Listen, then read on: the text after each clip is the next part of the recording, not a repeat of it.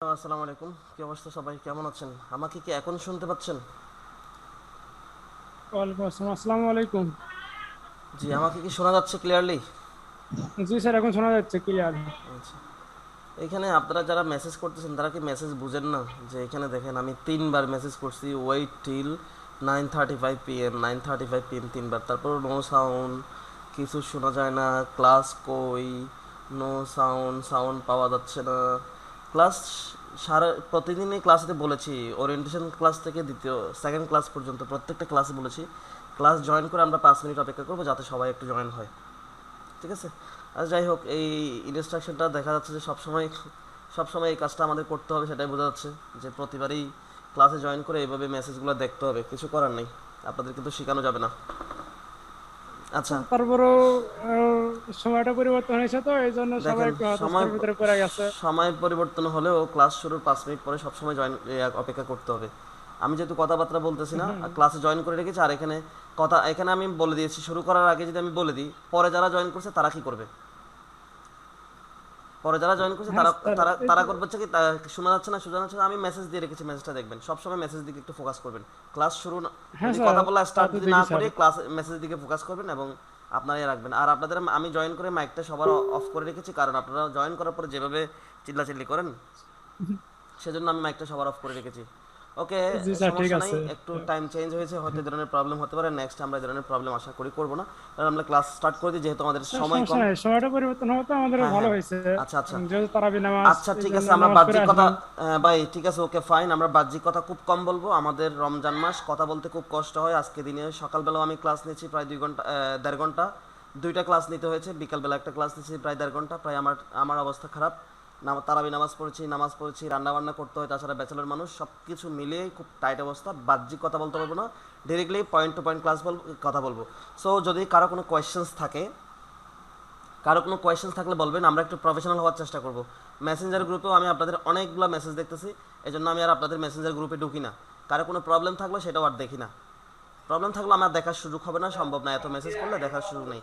যদি কারো কোনো সমস্যা থাকে, শুধুমাত্র সমস্যাটা মেসেজ করবেন, সমস্যাটার সমাধান আমি দিই, বা আমাদের মধ্যে যদি কেউ এক্সপার্ট থাকে তারা দিবে। এটা এটা যদি এটা যদি হয় যে সব সময় হাই হ্যালো গুড মর্নিং আসসালামু আলাইকুম কোথা থেকে বলছেন, আগামী ক্লাস হবে, এই হবে সেই হবে, কখন ক্লাস হবে, এইগুলো যাতে না করেন, এগুলো না করলে, শুধুমাত্র পয়েন্ট টু পয়েন্ট প্রশ্নগুলো যদি থাকে, সেই প্রশ্নগুলো করলে আমি সবসময় আমার রেসপন্স পাবেন। না হলে আমি গ্রুপটা ওপেনই করবো না, এইভাবে মেসেজ হতে থাকলে। আমি নামাজ পড়ে এসে যে 10-20 মিনিট দাঁড়াইছি, মানে ল্যাপটপটা অন করেছি, এর মধ্যেও কতগুলো মেসেজ আপনাদের কাছে দেখেছি, এতগুলো মেসেজ দেখার সময় আসলে হয় না, অনেকগুলো বেস আছে। প্রবলেম থাকবে, সলিউশন পাবেন, প্রবলেম ছাড়া অযথা অযথা মেসেজ করবেন, ওখানে ঢুকাও হবে না গ্রুপে। আচ্ছা, যাই হোক, তাহলে আমরা ইয়াতে চলে আসি, ক্লাসে চলে আসি, মূল ক্লাসে।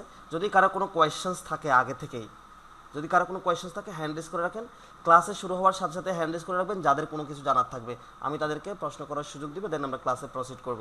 কারো কি কোনো কিছু জানার আছে? যদি জানার থাকে হ্যান্ড রেজ করবেন। কেউ কি কিছু জানতে চান?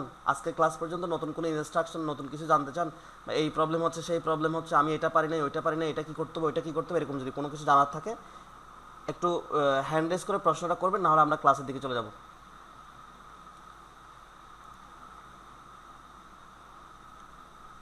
ওকে, আমি কারো কোনো হ্যান্ড রেজ দেখতে পাচ্ছি না, that means nobody has any question. আচ্ছা, একজন হ্যান্ড রেজ করেছেন, আমি দেখতে পাচ্ছি যে মইনুল হাসান স্যার, বলেন আপনার কি প্রশ্ন আছে, একটু একটু তাড়াতাড়ি করবেন। মাইনুল হাসান স্যার, কি আমাকে শুনতে পাচ্ছেন? হ্যান্ড রেজ করে মাইকটা অন করে কথাবার্তা বলতে হবে, নাহলে আমরা শুনবো না। মাইক অন করে কথা বলেন। মাইনুল হাসান স্যার, কি আমাকে শুনতে পাচ্ছেন? মইনুল হাসান হ্যান্ড আবার ডাউন করে ফেলেছে। হ্যান্ড উঠান কি জন্য, আবার ডাউনও কি জন্য করেন, বুঝিনি আপনাদের ব্যাপারটা। মইনুল হাসান স্যার, কি আমাকে শুনতে পাচ্ছেন? Can you hear me? আচ্ছা, দেখতে পাচ্ছি পলি নন্দী ম্যাডাম মনে হয়। জি ম্যাডাম, বলেন আপনার কি প্রশ্ন। জি স্যার, স্যার বলেছিলাম এটা কত ব্যাচের ক্লাস? আপনি কত বেছেন? স্যার আমি 284। হ্যাঁ, এটা 284 এর ক্লাস। ওকে, থ্যাংক ইউ আচ্ছা, স্যার। আচ্ছা, অন্য অন্য বেসের ক্লাসে তো আপনারা এখানে পাবেন না। Sorry for the late joining. না না সরি, মানে স্যার আরেকবার বলতেছি, আমি ফার্স্ট ক্লাসটা করতে পারি, মানে আমাকে ইনফর্ম করা হয়েছে যে আজকেই ফার্স্ট ক্লাস, বাট আমি আজকে দেখতেছি এটা সেকেন্ড ক্লাসের লিংক, সেই জন্য আর কি কনফার্ম হলাম। আজকে আজকে এটা সেকেন্ড ক্লাসের লিঙ্ক। ফার্স্ট ক্লাসটা মানে আমাদের আমাকে ওখানে বলছে এটাই first। ওখানে রেকর্ডিং হ্যাঁ দেওয়া হ্যাঁ আছে, ক্লাসের রেকর্ডিং দেওয়া আছে, রেকর্ডিংটা দেখে নেবেন। এরপরও প্রবলেম হলে মেসেঞ্জার গ্রুপে প্রশ্ন করবেন। আর আপনি যদি মেসেঞ্জার গ্রুপে অ্যাড হতে না পারেন, ওখানে একটা নোটিশ দেওয়া আছে, মেসেঞ্জার গ্রুপে অ্যাড হওয়ার জন্য কী কী করতে হবে সেটা করে নেবেন, গ্রুপে অ্যাড হয়ে যাবেন, সমস্যা নাই। আচ্ছা, আর কি কারো কোনো কোয়েশ্চেন? আমি দেখতে পাচ্ছি না, আমি ক্লাসের দিকে চলে যাচ্ছি। আমি আমার স্ক্রিনটা অন করি, তাহলে ম্যাডামের আমি হ্যান্ডটা ডাউন করে নিচ্ছি। আমি স্ক্রিনটা অন করে দিচ্ছি, স্ক্রিনটা অন করে আমরা আমাদের মডিউল দেখবো, দেন আমরা ক্লাসের দিকে প্রসিড করবো। তো আমি মডিউলটা অন করতে গেলে কোথায় চলে আসলাম?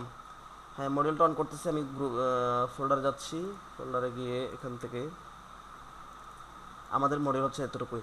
সো গত ক্লাসে আমি কতটুকুতে ছিলাম আমার ঠিক মনে নেই, আপনারা আমাকে একটু মনে করা দিবেন। আমরা এমএস ওয়ার্ড দিয়ে শুরু করেছিলাম, এমএস ওয়ার্ড কতটুকু করতে পেরেছি আমার মনে নেই। আমি এমএস ওয়ার্ডটা ওপেন করি, এমএস ওয়ার্ডের আগে যে ফাইলটা আপনাদেরকে দেখেছিলাম সেই ফাইলটা হয়তো ওপেন করলে আমি বুঝতে পারবো যে কতটুকুতে আমরা শেষ করেছিলাম। আমি ফাইলটা ওপেন করি প্রথমে। আপনারা হচ্ছে 84 ওকে, 284 ক্লাস প্র্যাকটিস। আচ্ছা, আমরা আমরা দেখেছি যে এইখানে আমরা ফন্ট চেঞ্জ করে দিয়ে দেখতে পাচ্ছি। আচ্ছা, আমরা ফন্ট পর্যন্ত থেকে গেছিলাম, আর বাকি কিছু করতে পারি নাই। ফন্ট পর্যন্ত, বাংলা ফন্ট পর্যন্ত থেকে গেছিলাম। এর মধ্যে যাদের যাদের বিজয় বায়ান্ন দরকার ছিল, বিজয় বায়ান্ন দিয়েছি। ফন্ট কীভাবে ডাউনলোড করতে হয় সেটার একটা ভিডিও দিয়েছি, এবং ফন্টের একটা লিঙ্ক দিয়েছি। তাহলে সব কিছু দিয়ে দিয়েছি। আমরা এই ফন্টের পর থেকে দেখার চেষ্টা করব, ঠিক আছে? ফন্টের পর থেকে যদি আমরা দেখতে চাই, সেক্ষেত্রে আমরা এইখানে দেখব ফন্টের এইখান থেকে আমরা ফন্ট চেঞ্জ করেছি। এর পাশে দেখেন একটা অপশন আছে যে 23 লেখা আছে। এই 23টা কি? এই 23টা হচ্ছে কি সাইজ, লেখার সাইজ। আমার যে লেখাগুলো আছে এই লেখাটার সাইজ হচ্ছে কি 23। তো দেখেন আমি এটা 130% জুম করে দেখতেছি। আমি যদি এটাকে 100% করে দিই, আমি এটাতে ক্লিক করছি, দেখেন পার্সেন্টেজের উপর ক্লিক করেছি, একটা জুমের একটা অপশন আসছে। এখান থেকে আমি 100% করে দিয়েছি, দেখেন আমার এখানে 100% ভিউতে দেখা যাচ্ছে। এই 100% ভিউতে আমার যে লেখার সাইজটা সেটা 23 সাইজ, এটা স্ট্যান্ডার্ড সাইজের প্রায় ডাবল। তো স্ট্যান্ডার্ড সাইজটা কত? স্ট্যান্ডার্ড সাইজটা হচ্ছে কি 12 থেকে 14। আপনি 12 দিতে পারেন, আপনি আবার 13 দিতে পারেন, অথবা 14 দিতে পারেন। তো স্ট্যান্ডার্ড সাইজ হচ্ছে কি 12 থেকে 14, 12 to 14। তো এইটা দেখেন, এটা এটা এটা কত? এটাও প্রায় ডাবল। আপনি যখন এটাকে 14 করে দেবেন দেখবেন এতটুকু হবে, আপনি যখন এটাকে 12 করে দেবেন এতটুকু হবে। তো স্ট্যান্ডার্ড এটা আবার এটাও 12, এটাও 12। তাহলে দুইটা দুই রকম সাইজ হলো কেন? এটা অনেকটা লম্বা বড়, এটা অনেকটা ছোটো, এরকম কেন হলো? কারণ এটার ফন্ট আর এটার ফন্ট একই না। এটা হচ্ছে কি ক্যালিবারি বডি ফন্ট, এটা হচ্ছে কি Arial rounded MT bold font. আবার এই ফন্টটা অন্যরকম। আপনি যখন এটাকে 12 করে দিবেন দেখেন এটা আবার কত বড় হবে, এটাও আর একটু বড়। তো এক একটা ফন্ট অনুযায়ী লেখার সাইজগুলো এক এক রকম হয়ে থাকে, বুঝতে পেরেছেন? তো স্ট্যান্ডার্ড ফন্টটা হচ্ছে, ফন্ট সাইজটা হচ্ছে কি আমাদের কত? 12 to 14। তো এই 12 to 14 আমরা চাইলে এখান থেকে দেখেন, এখান থেকে আমরা যদি 14, 12, 13 আমরা করতে পারবো না, কারণ এখানে নাই। তো সেক্ষেত্রে 13 চাইলে আমরা এখানে লিখে দিতে পারি। এখানে লিখবো কীভাবে? এখানে ক্লিক করে 1, 3, 13 আমরা লিখে দিয়েছি, এন্টারে ক্লিক করছি, দেখেন 13 হয়ে গেছে। তো আমরা কোনো ফন্টের সাইজ বড় ছোট করতে গেলে এখান থেকে, এই ফন্ট সাইজের এখান থেকে এসে আমরা এখান থেকে সিলেক্ট করে দিতে পারবো, অথবা এখানে এসে আমরা লিখে দিতে পারবো। আমি সবগুলো সাইজকে 14 সাইজ করে দিতে যাচ্ছে, একদম সবগুলো এখানে যতগুলো লিখে আছে সবগুলো সাইজ 14 হয়ে গেছে। আশা করি বুঝতে পেরেছেন। এরপর যদি আমি আরও কোনো শর্টকাট ওয়েতে যদি আমি এটাকে বড় ছোটো করতে চাই আমার ফন্টগুলো, তখন কীভাবে করবো? তখন মনে করুন আমি এই লাইনটাকে সিলেক্ট করছি, এই ফন্ট সাইজের পাশে দেখেন দুইটা অপশন আছে, একটা বড় বড়, দুইটাই ক্যাপিটাল লেটারের,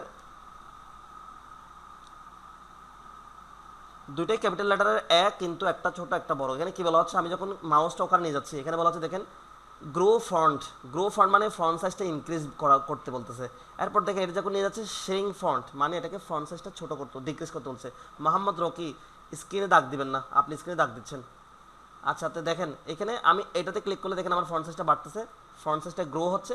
এটাতে ফন্ট সাইজ, এটাতে ক্লিক করলে ফন্ট সাইজটা শ্রিঙ্ক হচ্ছে বা ছোট হচ্ছে। ডিক্রিজ বা ইনক্রিজ, বুঝতে পেরেছেন? ফ্রন্ট সাইজ ইনক্রিজ করতেছি এবং ফ্রন্ট সাইজ ডিক্রিজ করতেছি, ঠিক আছে? এখান থেকে এটা করতে পারবেন। তারপর আরও শর্টকাট আছে ফন্ট সাইজ বড় ছোটো করার জন্য। আরও শর্টকাট হচ্ছে কি, আপনি কন্ট্রোল প্লাস এই ব্র্যাকেটটা যখন ক্লিক করবেন বড় হবে, আবার কন্ট্রোল প্লাস এই ব্র্যাকেটটা যখন ক্লিক করবেন আপনার ছোট হবে। দেখেন আমি কন্ট্রোল প্লাস চেপে ধরে এখানে কোথাও ক্লিক করছি, আমার মাউসটা এখানে রেখেছি, দেখেন আমি এটাতে ক্লিক করছি ছোটো হতে, এবং এটাতে ক্লিক করছি বড় হচ্ছে। কন্ট্রোল চেপে ধরে করতে হবে, যতক্ষণ চেপে ধরবেন ততক্ষণ বড় হতে থাকবে, যতক্ষণ চেপে ধরবেন আবার এটা চেপে ধরবেন ততক্ষণ ছোট হতে থাকবে, বুঝতে পেরেছেন? তো শর্টকাট কিগুলো আমি অলরেডি আপনাদেরকে দিয়ে রেখেছি, ওখান থেকে ব্যবহার করার চেষ্টা করবেন। আমি শর্টকাট কি আর দেখাচ্ছি না, ওকে। এরপর দেখেন আমরা তো ঠিক তেমনি ইয়ার ক্ষেত্রে, বাংলার ক্ষেত্রে সেম, আপনি ফন্ট সাইজটা 14, 12, 14 সেটা করে দিতে পারবেন। বড় করে দিয়েছি, দেখেন 12 হয়ে গেছে। তো পেজে লেখার পরিমাণ অনুযায়ী বড় ছোট করবেন। লেখা বেশি হলে সাইজ ছোট করবেন, লেখা কম হলে লিখা বেশি হলে সাইজ ছোট করবেন, লিখা কম হলে একটু বড় করে লিখতে পারেন আপনারা, ঠিক আছে। আচ্ছা, তো আমি যাচ্ছি পরবর্তী ফাংশনের দিকে। তো পরবর্তী ফাংশনের দিকে হলো আমি এই একটা লাইনকে আমি একটু কয়েকটা কপি করে দিই।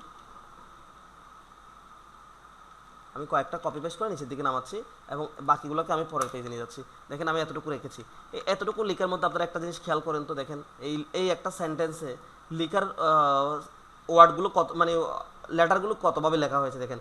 এটা বড় হাতের, এই দুটো ছোট হাতের, এটা বড় হাতের, এখানে তিনটা ছোট হাতের, এটা বড় হাতের, এখানে ছোট হাতের, এটা প্রথম অক্ষরটা বড় হাতের, এটা বড় হাতের, এটা ছোট হাতের হয়ে গেছে, এটা ছোট হাতের হয়ে গেছে, এটা ছোট হাতের হয়ে গেছে, এটা আবার বড় হাতের হয়ে গেছে। তো ইন্টারন্যাশনাল ফরম্যাট বা স্ট্যান্ডার্ড ফরম্যাটে আমাদের লিখার মধ্যে এই যে বড় হাতের ছোট হাতের অক্ষরগুলো কীভাবে ব্যবহার হয়, বেশিরভাগ স্ট্যান্ডার্ড যে ফরম্যাটটা, একেবারে ফর্মাল যে ফরম্যাটটা, সেখানে হচ্ছে প্রত্যেকটা সেন্টেন্সের শুরুতে প্রথম অক্ষরটা বড় হাতের, প্রথম শব্দের প্রথম অক্ষরটা বড় হাতের, প্রত্যেকটা সেন্টেন্সের প্রথম ওয়ার্ডের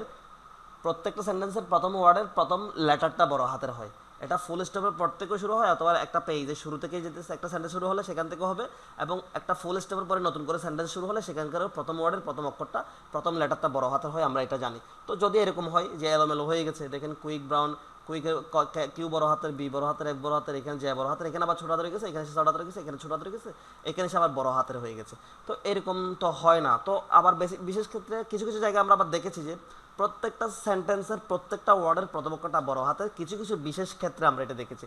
কিন্তু স্ট্যান্ডার্ড ফরম্যাটটা কি? স্ট্যান্ডার্ড ফরম্যাট হচ্ছে প্রত্যেকটা সেন্টেন্সের প্রত্যেকটা ওয়ার্ডের প্রথম লেটারটা বড় হাতের হবে। তো যদি এরকম এলোমেলো হয়ে যায়, এইরকম হাজার হাজার পেজ আছে, আমার এখানে কতটা পেজ আছে? 60টা পেজ আছে, এখানে ওয়ার্ড সংখ্যা 296টা। আমি যদি এই সবগুলোকে কপি করেছি, সবগুলোকে আমি পেস্ট করে দিয়েছি, সবগুলোকে আমি বেশ কয়েকবার পেস্ট করেছি, যেটাতে 200 কতটা ওয়ার্ড সংখ্যা ছিল, সেই ওয়ার্ড সংখ্যা আমি বারবার কয়েকটা কপি পেস্ট যখন করেছি, এটার ওয়ার্ড সংখ্যা এখন কত হয়ে গেছে জানেন? 3256 হয়ে গেছে, এবং ও পেজ ছিল 60টা, এখন পেজ হয়ে গেছে 67টা। দেখছেন, খুব ন্যানো সেকেন্ডে, 4 সেকেন্ডে আমি এতগুলো পেজ বানিয়ে ফেলছি। কীভাবে করেছি এটা আপনারা বুঝেন নাই, জাস্ট কন্ট্রোল এ দিয়ে সবকে সিলেক্ট করেছি, এভাবে সিলেক্ট করেছি কন্ট্রোল এ দিয়ে, এবং কন্ট্রোল সি দিয়ে কপি করেছি, এবং কন্ট্রোল বি দিয়ে বেশ কয়েকবার পেস্ট করেছি। তো এতগুলা পেজ, মানে 60টা পেজ যখন আমি বেশ কয়েকবার 10-15 বার যখন আমি কী করেছি, কন্ট্রোল বি দিয়ে পেস্ট করছি, 10-15 বার মাল্টিপ্লাই হয়ে এটা হয়ে গেছে 67 পেজ, এবং 296টা ওয়ার্ড হয়ে গেছে 3256টা ওয়ার্ড। ঠিক আছে, তো এটা আমি কেন করেছি সেটা দেখাই। আমি প্রথম পেজে আছি, এখন প্রথম পেজে থাকি। এই একটা পেজ এতগুলো ওয়ার্ডের মধ্যে দেখেন, আপনাদেরকে আমি যদি বলি যে আমাকে এখানে যতগুলো ওয়ার্ড আছে, যতগুলো সেন্টেন্স আছে, প্রত্যেকটা সেন্টেন্সের শুধুমাত্র প্রথম অক্ষরটা বড় হাতে রাখবেন, বাকি সব ছোট হাতের করে দিবেন। তাহলে আপনারা কী করবেন, এটা প্রথম অক্ষর বড় হাতের আছে, এখানে এসে এটাকে, এই কিউটাকে ছোট হাতের করে দিয়েছেন, এখানে বিটাকে ছোট হাতের করে দিয়েছেন, এখানে এফটাকে ছোট হাতের করে দিয়েছেন। এইভাবে করতে করতে করতে করতে দেখেন আমার এক লাইন করতে প্রায় 1 মিনিটের মতো, হাফ মিনিটের মতো সময় লেগে যাচ্ছে। এখানে যে আছে এটাকে ছোট হাতের করে দিব, এখানে এটা টি আছে, এখানে এল আছে, এটা ডি আছে, এটাকে আমরা ছোট হাতের করে দিব। তো একটা লাইন করতে আমার মিনিমাম 30 সেকেন্ড বা 1 মিনিটের মতো সময় লাগতেছে, বা আর একটু 1 মিনিট মতো লাগতে পারে, বা একটা যদি অ্যাকুরেটলি যদি করতে চান তাহলে আরও কম সময় করতে পারবেন, 30 সেকেন্ড করতে পারবেন। তো 2 লাইন করলে 1 মিনিট। এইভাবে যতগুলো ওয়ার্ড আছে, এই সবগুলো ওয়ার্ড যদি করতে চান, দেখা যাচ্ছে এই কাজটা করতে আপনার কাছ থেকে 3000 যে ওয়ার্ডটা আছে, 3000 প্রায় 3500 যে ওয়ার্ডটা আছে, সেগুলো করতে আপনার কাছে একদিন সময়ও লাগতে পারে। আবার এখানে কোনো একটা ভুল করে ফেলে গেছেন এরকমও থাকতে পারে। তো আমি এই এতগুলো ওয়ার্ডকে, 3000 ওয়ার্ডকে, এগুলো একেবারে ঠিক করে ফেলবো জাস্ট 30 সেকেন্ড বা 1 মিনিটে। যে একটা লাইন আপনার করতে 1 মিনিট সময় লাগতেছে, আমি এখানে একটা লাইন এখানে 3500 ওয়ার্ড করে বলবো আমি 1 মিনিটে। কীভাবে? কন্ট্রোল এ দিয়ে সিলেক্ট করব, এখানে দেখেন চেঞ্জ কেস নামে একটা অপশন আছে, এখান থেকে দেখেন আমি যদি সবগুলোকে লোয়ার কেস করে দিই, সবগুলো এখন ছোটো হাতের, প্রথম অক্ষর বা প্রথম ওয়ার্ড কোনো ব্যাপার না, যতগুলো ওয়ার্ড আছে সবগুলো ছোটো হাতের। আবার দেখেন আমি এখানে ক্লিক করে যখন আপার কেস দিয়েছি, যতগুলো ওয়ার্ড আছে, যতগুলো অক্ষর আছে, সবগুলো বড় হাতের। লোয়ার কেস দিলে সবগুলো ছোটো হাতের, এবং আপার কেস দিলে সবগুলো বড় হাতের। এখন আমি যদি এটাকে সেন্টেন্স কেস দিই, দেখেন এখানে সেন্টেন্স কেস যেটা সেটা দিলে দেখেন প্রথম অক্ষরটা বড় হাতের, আর বাকিগুলো স্ট্যান্ডার্ড হয়ে গেছে। এখানে যতগুলো ওয়ার্ড থাকুক না কেন, লাখ লাখ, এখানে 3500 আছে, যদি 1 কোটি ওয়ার্ড থাকে, আমি সবগুলোকে একসাথে সিলেক্ট করি, এখান থেকে যখন আমি সেন্টেন্স কেস করে দিব, সবগুলো কী হবে, সেন্টেন্স কেসে একেবারে ফর্মাল স্ট্যান্ডার্ড লেখা হয়ে যাবে। তো আমি যদি চাই যে এগুলোকে ক্যাপিটালাইজ ইচ ওয়ার্ড, প্রত্যেকটা ওয়ার্ডের প্রথম অক্ষরটা যদি আমি বড় করতে চাই, তখন দেখেন ক্যাপিটালাইজ ইচ ওয়ার্ড। আমি ইচ ওয়ার্ড যখন দিয়েছি, প্রত্যেকটা সেন্টেন্সের প্রত্যেকটা ওয়ার্ডের প্রথম অক্ষরটা বড় হাতের। এটাও কিন্তু বিশেষ কিছু কিছু জায়গায় এইভাবে ব্যবহার হয়। আর যেগুলো ব্যবহার হয় না, একেবারে ছোট হাতের ব্যবহার হয় না, একেবারে বড় হাতেরও মাঝে মধ্যে ব্যবহার হয়, যেখানে যেখানে ব্লক লিটারে লিখতে হয়। তারপর দেখেন টগল কেস, এটা একেবারে ব্যবহার নেই, শুধুমাত্র প্রথম অক্ষরটা ছোট হাতের, বাকি সবগুলো বড় হাতের, এগুলো একেবারে ব্যবহার নেই। তা আমরা যদি বায়ার যদি কোনো কাজ আপনাদেরকে দেয়, বলা হচ্ছে কি আপনাদের এই ফরম্যাটটাকে ফিক্স করে দিবেন, যে ফরম্যাটিংগুলো আছে এলোমেলো যে ফরম্যাটিংগুলো সবগুলো ঠিকঠাক করে দিবেন।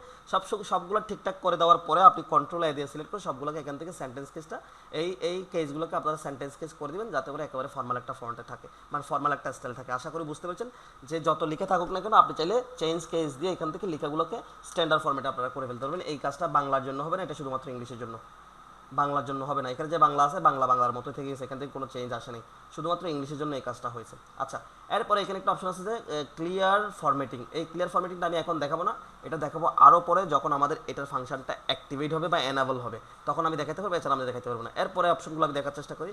দেখেন এখানে বি নামে একটা অপশন আছে, বির এখানে যখন আমি মাউসের কার্সরটা যখন নিয়ে গেছি, এখানে আপনারা দেখতে পাচ্ছেন যে কন্ট্রোল বি লিখা আছে, এটার নাম হচ্ছে বোল্ড।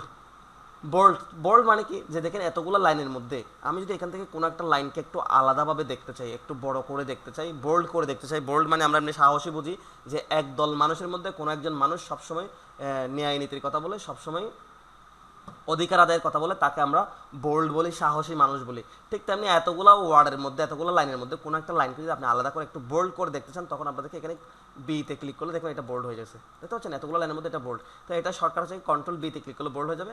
আবার এটাকে যদি আপনি একটু ইটালিক ফরম্যাট করতে চান, একটু বাঁকা বাঁকা করতে চান লাইনটাকে, সেক্ষেত্রে এখানে ক্লিক করবেন, দেখেন একটু বাঁকা বাঁকা হয়ে গেছে। এই লাইনগুলো আছে, এই লাইনগুলো একটু বাঁকা বাঁকা। আবার যদি আপনি চান যে এই লাইনটাতে আপনি একটা আন্ডারলাইন দিবেন, নিচে একটা দাগ থাকবে, আন্ডারলাইন থাকবে, সেক্ষেত্রে আপনি এখানে ইউতে ক্লিক, দেখেন এটাতে ক্লিক করলে আন্ডারলাইন হয়ে যাবে। একবার ক্লিক করলে আন্ডারলাইন উঠবে, একবার ক্লিক করলে আন্ডারলাইন পড়বে। আবার দেখেন একবার ক্লিক করলে ইতালিকটা বাঁকাটা সোজা হয়ে যাবে, আবার ক্লিক করলে ইতালিক হবে। এখানেও বোল্ডও সেম, একবার ক্লিক করলে বোল্ড হবে, আর একবার ক্লিক করলে বোল্ডটা উঠে যাবে। তো এটা শর্টকাট হচ্ছে control B, control I, control U. বুঝতে পেরেছেন? তো ঠিক তেমনি আমি এখানে যে একটা করেছিলাম, শর্টকাট কির জন্য একটা করেছিলাম, এখানে আন্ডারলাইন দিয়েছিলাম প্রথম দিন। এটা আপনারা বুঝেন নাই আমি কীভাবে দিয়েছি, যারা আগে থেকে জানেন তারা বুঝছেন, যারা বুঝেন নাই তারা আজকে দেখে নেন যে আমি এটা কীভাবে করেছি। এই বিতে ক্লিক করে বোল্ড করেছি এবং আন্ডারলাইনে ক্লিক করে আন্ডারলাইন দিয়েছি। আন্ডারলাইনটাকে আপনি কাস্টমাইজ করতে পারবেন এখান থেকে। দেখেন বিভিন্ন স্টাইল আছে এবং বিভিন্ন কালার আছে। আপনি চাইলে আন্ডারলাইনটাকে লাল কালার করে দিতে পারেন, আপনি চাইলে আন্ডারলাইনটাকে সবুজ কালার করে দিতে পারেন। তো এখান থেকে এসে আন্ডারলাইনটাকে আপনি কাস্টমাইজ করতে পারবেন। দেখেন আমি চাইলে এই যে বাঁকা বাঁকা লাইনের আন্ডারলাইনটা দিতে পারতেছি। আমি চাইলে এখান থেকে এসে কালারটা আমি এখান থেকে চেঞ্জ করে দিতে পারতেছি, লাল কালার করে দিচ্ছি। আমি চাইলে এখান থেকে দেখেন এই যে এখান থেকে কালারটা আপনি এখান থেকে চেঞ্জ করে দিতে পারতেছেন। আশা করি বুঝতে পারছেন, ঠিক আছে? আমি এটাকে নর্মাল করে ফেলি, আগের মতো করে ফেলি, কালারটাকে এখান থেকে অটোমেটিক কালারটা করে দিই, কালো হয়ে গেছে। আশা করি বুঝতে পারছেন। এরপর আমরা দেখার চেষ্টা করব, যখন আমরা অনলাইনে কাজ করব আমাদের একটা কাজ করতে হবে, আমরা ই কমার্স ডাটা এন্ট্রি করব। ই কমার্স ডাটা এন্ট্রি করতে হলে আমাদের এই কাজটা সবসময় দরকার হতে পারে। মনে করেন নতুন আইফোন 3 আমার একটা ই কমার্স সাইট আছে, আমি নতুন আইফোন 13 প্রো ম্যাক্স সেল করতেছি আমার ওই ই কমার্স সাইটে। 13 প্রো ম্যাক্স সাইটে আমি নতুন লঞ্চ করছি, আমি এটা সেল করতেছি 1,50,000 টাকা। কথার কথা, অ্যাকুরেট দামটা আমি লিখিনি, এটা লিখেছি। তো এটা আমি 1 মাস 1.5 মাস মতো আমি সেল করেছি, 2-3 মাস মতো সেল করেছি। এরপরে দেখা যাচ্ছে সেলটা কমে গেছে, তখন আমি কী করলাম যে আমি 10% ডিসকাউন্ট দিব। এখানে 10% ডিসকাউন্ট আমি দিচ্ছি, 10% অফ দেওয়ার পরে এখানে এটার প্রাইস থাকবে কত, মনে করেন এখান থেকে যদি যাই 15,000 টাকা কমে যাবে, তার মানে 1,35,000 টাকা এটার দাম থাকবে। তো 1,35,000 টাকা কোনো একটা ই কমার্স সাইটে কি আপনি জীবনে কি এরকম দেখেছেন যে ডিসকাউন্ট প্রাইসটা এরকম আছে? আমরা সবসময় দেখেছি ডিসকাউন্ট প্রাইসটাকে এইভাবে কেটে দিয়েছে। দেখেন এইভাবে কেটে দিচ্ছে। আপনারা যারা খেয়াল করছেন কিনা আমি জানি না, যাদের মাইকটা অন করা আছে সবাই মাইকটা মিউট করে রাখবেন, নয়েজ যাতে না আসে। আমরা সবসময় দেখেছি না যে ই কমার্স সাইটে সবসময় এরকম করে আগের প্রাইসটা এভাবে কেটে দিয়েছে। বর্তমান যে অফ 10%, 20%, 30%, 40% যতই অফ দেখতেন কেন, অফ দেওয়ার পরে আগের প্রাইসটাকে এভাবে কেটে দেয়, পরবর্তী প্রাইসটা ফাইনাল যে প্রাইসটা সেটা এভাবে কী করে দেয়, ফাইনাল প্রাইসটা এইভাবে লিখে দেয়। তো আমরা যখন ই কমার্স ডাটা এন্ট্রি করব, আমরা যখন আলিবাবাতে প্রোডাক্ট লিস্টিং করব, আমরা যখন অ্যামাজনে প্রোডাক্ট লিস্টিং করব, আমরা যখন ফ্লিপকার্টে লিস্ট করব, প্রোডাক্ট লিস্টিং করব, এবং ওয়ার্ল্ড ওয়াইড যতগুলো ই কমার্স সাইট আছে, বায়াররা যদি কখনো আমাদেরকে ই কমার্স সাইটে কাজ করতে, তখন আমরা একবার কাজ পাবো হচ্ছে কি প্রোডাক্টগুলোকে লিস্টিং করার জন্য। আবার বায়ার আমাকে কাজ করবে দিবে, বলছে কি আমার যতগুলো প্রোডাক্ট এই ক্যাটাগরি যতগুলো প্রোডাক্ট আছে সবগুলো প্রোডাক্টে 10% অফ করে দাও। তো সেক্ষেত্রে ওখানে সিস্টেম থাকবে, ওখান থেকে আপনারা চাইলে এই কাজগুলো করতে পারবেন। এটার নাম হচ্ছে কি স্ট্রাইক থ্রু।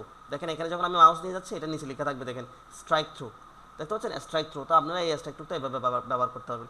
এর পরবর্তী যে অপশনটা, সেই অপশনটা হচ্ছে কি বাংলাদেশে আজকের দিনে আজকের দিনে তাপমাত্রা কত, কেউ কেউ বলতে পারবেন?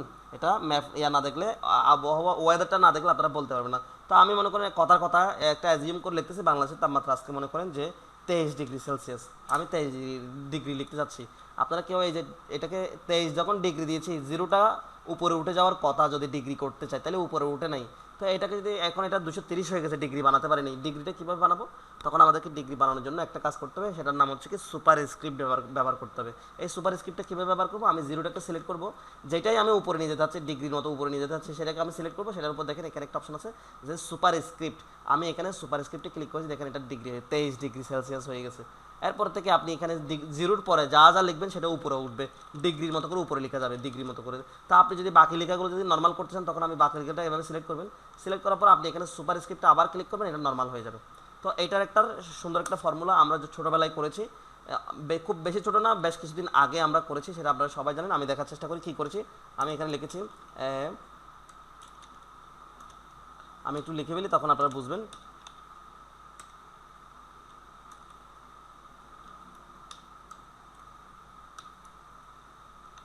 এই দেখেন এটা আমি কি করছি, এখন দেখেন আমি এই দুইটাকে সিলেক্ট করছি, এই দুইটাকে সিলেক্ট করছি, এই দুইটাকে সিলেক্ট করছি, এই তিনটাকে সিলেক্ট করার পর আমি এখানে সুপার স্ক্রিপ্ট দিয়েছি। এখন আশা করি কারো বুঝতে বাকি নেই, আমি এটা কি লিখেছি, a square a plus b whole square is equal to a square plus 2ab plus b square. তো আমরা স্কোয়ারগুলো এইভাবে দিই। তো আমি চাইলে এটাকে শুধুমাত্র স্কোয়ার দিতে পেরেছি, আমি চাইলে এটাকে কিউব করতে পারবো না, দেখেন এটা কিউব হয়ে গেছে। আমি চাইলে কি এ টু দি পাওয়ার 4 করতে পারবো না, হয়ে গেছে। আমি এটাকে চাইলে কি এ টু দি পাওয়ার 5 করতে পারবো না, যা করতেছেন তা আপনি করতে পারেন। দেখেন এ টু দি পাওয়ার 5 কেন, আমি এ টু দি পাওয়ার 5,55,555 এভাবে লিখেছি। তো যতটুকু দরকার আপনি ততটুকু এখানে সুপার স্ক্রিপ্ট দিয়ে কাজটা করতে পারবেন।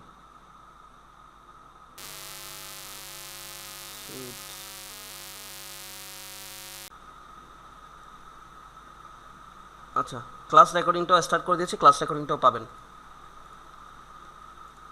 আচ্ছা, আমি স্ক্রিনটা আবার শেয়ার করে দিই।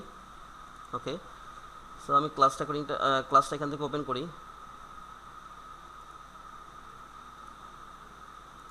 আচ্ছা, তো আমরা এখান থেকে এতটুকু দেখেছিলাম। সবাই যারা এখনও জয়েন করে না, বাকি যারা বাদ পড়ে গেছিলেন, তারা আবার জয়েন করেন, মানে যেখান থেকে শেষ করে দিয়েছিলেন আবার জয়েন করেন, সমস্যা নেই, সবাই জয়েন করেন। আজকে দিনে যেখানে সারা সপ্তাহে একবার বিদ্যুৎ যায় না, আজকে দিনে 5বার মতো বিদ্যুৎ গেছে, এবং প্রতিবারে অনেকক্ষণ বেশি বেশি করেছিল। সন্ধ্যাবেলা যে গেছিল ইফতারের পরে, তারাবির পরে আসছে, এখন আবার চলে গেছে, এটা ভাগ্যিস, সেটা খুব তাড়াতাড়ি আসছে। সো স্টার্ট করে দিই আমরা, আমাদের হাতে সময় কম, আমাদের অনেক কিছু শিখতে হবে। মাইকটা মিউট করে রাখবেন, যারা জয়েন করার পরে মাইকটা মিউট করে রাখবেন। সবাইকে আমি মিউট করে রাখি, নাহলে বারবার এই কথাটা বলতে বলতে সময় নষ্ট করে লাভ নাই। আপনারা সোজা হবেন না কেউ, প্রবলেমটা করতেই থাকবেন। আচ্ছা দেখেন, দেখেন আমরা এখান থেকে এই উপরের ইয়াটা ব্যবহার করতে পেরেছি, সাবস্ক্রিপ্টটা ব্যবহার করতে পেরেছি। এবার যদি আমি বলি যে পানির বৈজ্ঞানিক যেই নামটা আছে, সেটা যদি আমরা লিখতে চাই, তখন আমরা কীভাবে লিখবো? এটা আমরা লিখি H2O, আমরা লিখি। তো H2O ওর মধ্যে এই টোটা নিচের দিকে থাকে, এটা কীভাবে করবো? সেটা করবো হচ্ছে কি, আমরা দেখেন এই যে সুপার স্ক্রিপ্টের পাশে একটা সাবস্ক্রিপ্ট আছে, সাবস্ক্রিপ্টে যখন ক্লিক করছি, দেখেন এই অপশনটা এখানে চলে আসছে, ঠিক আছে? তো এখন আপনি এই যে টু দি পাওয়ার 5টা দিয়েছেন, এটাকে যদি আপনি আবার নর্মাল করতে চান, তাহলে কীভাবে করবেন? তখন আপনাকে ঠিকই আগের মতো করে এটাকে সিলেক্ট করতে হবে, দেন এটাকে আবার যখন এখানে ক্লিক করবেন, তাহলে নর্মাল হয়ে যায়। একবার ক্লিক করলে এই এটা সুপার স্ক্রিপ্ট হবে, আরেকবার ক্লিক করলে সুপার স্ক্রিপ্টটা উঠে যাবে। আশা করি বুঝতে পেরেছেন। তো এখানেও সেম, আপনি একবার ক্লিক করলে সাবস্ক্রিপ্টটা হবে, আরেকবার ক্লিক করলে সাবস্ক্রিপ্টটা উঠে যাবে। আশা করি বুঝতে পেরেছেন। এর পরবর্তী যে অপশনটা, সেটা হচ্ছে কি, এই যে দেখেন এই অপশনটা, এটার নাম হচ্ছে কি টেক্সট ইফেক্টস। এই টেক্সট ইফেক্টসটা কি, এটার কাজ কি? টেক্সট ইফেক্টসের কাজ হচ্ছে কি, আপনি লেখার মধ্যে কোনো ইফেক্টস ইউজ করবেন। তো সেক্ষেত্রে কীভাবে, আমি এই লেখাটাকে সিলেক্ট করছি, এখান থেকে দেখেন, আমি এখান থেকে দেখেন অনেকগুলো ইফেক্টস আছে, এখান থেকে আমি যে কোনো একটা ইফেক্ট আমি এখানে সিলেক্ট করে দিচ্ছি। এখানে এসে আমি এই ইফেক্টটাকে সিলেক্ট করতেছি, দেখেন এই ইফেক্টটাকে সিলেক্ট করতেছি।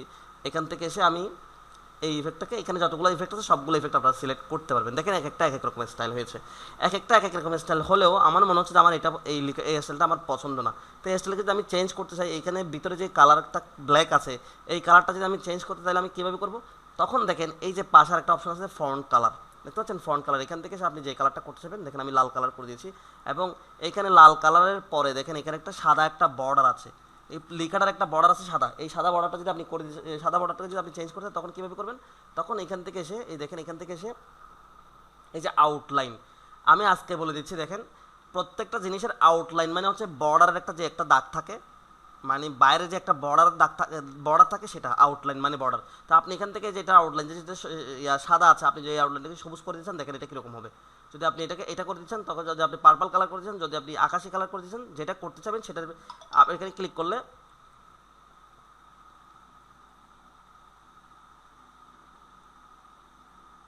দেখেন এখানে ক্লিক করলে যেটাতে আছে সেটাতে ক্লিক করলে তখন আপনি বুঝবেন। দেখেন এই দেখতে পাচ্ছেন, আমি এখানে লালে ক্লিক করলে লালের সাথে লাল মিলবে না, আমি এখানে মনে করি এটাকে হলুদ করেছি, তাও দেখা যাচ্ছে, সবুজ করলে একটু বেশি সুন্দর দেখা যাচ্ছে। ঠিক আছে, তো আপনি এখানে আর কি করতে পারবেন, এই ট্যাক্সটাকে আমি একটা করে দেখাচ্ছি, সবগুলো করে দেখাচ্ছি না, একটা করলে আপনারা বাকিরা বুঝবেন। আমি দেখেন জুম ইন জুম আউট করতেছি, পুরা মানে ফুল পেজে করে দেখাচ্ছি। দেখেন আচ্ছা, এখানে যখন আমি আবার যাচ্ছি ট্যাক্স ইফেক্ট থেকে যখন আমি আবার যাচ্ছি, দেখেন আউটলাইনটা চেঞ্জ করতে পেরেছি। এবার আমি যদি চাই লেখাটার মধ্যে একটা শ্যাডো দিতে চাই, সেক্ষেত্রে আপনি এখান থেকে যে কোনো একটা শ্যাডো ব্যবহার করতে পারবেন। মনে করেন আমি শ্যাডো ব্যবহার করতে চাচ্ছি এটা একটু বেশি করে দেখা যাবে, সেজন্য আমি মনে করি আমি এটা ব্যবহার করতে চাচ্ছি। এখান থেকে যেগুলো আছে এগুলো ভালোভাবে বোঝা যাবে না, আমি একটু বোঝা যায় মতো করে দেখাই যে এই শ্যাডোটা আমি ব্যবহার করছি। দেখেন আমার লেখাটার নিচে একটা শ্যাডো আসছে, অন্যান্য লেখা আছে, এটা একটু ডিফারেন্ট। ঠিক আছে, চাইলে আমরা এখান থেকে লেখার মধ্যে শ্যাডো ব্যবহার করতে পারবো, আবার চাইলে শ্যাডোটা তুলে ফেলতে চাইলে দেখেন এখানে নো শ্যাডো নামে অপশন আছে, এখান থেকে এসে আমি নো শ্যাডো করে দিতে পারবো। এখন কোনো ধরনের শ্যাডো নেই। এরপরে পরবর্তী অপশন কি আছে দেখেন, রিফ্লেকশন। আপনি চাইলে লেখার মধ্যে একটা রিফ্লেকশন দিতে পারবেন। দেখেন রিফ্লেকশন মানে হচ্ছে প্রতিচ্ছবির মতো, এই উপরের লেখাটার একটা প্রতিচ্ছবির মতো, মিরর রিফ্লেকশনের মতো নিচের দিকে একটা দেখা যাচ্ছে, দেখতে পাচ্ছেন। তো আপনারা চাইলে এইভাবে রিফ্লেকশন দিতে পারবেন। আমি রিফ্লেকশনটা আবার তুলে নিই, এখান থেকে অনেকগুলো রিফ্লেকশনের স্টাইল আছে, যেটাই খুশি সেটা আপনারা ব্যবহার করতে পারবেন, যেটা খুশি সেটা আপনারা ব্যবহার করতে হবে। আমি নো রিফ্লেকশন দিয়ে আমি এটা তুলে ফেলতেছি। এর পরবর্তী অপশন হচ্ছে এখানে গ্লু।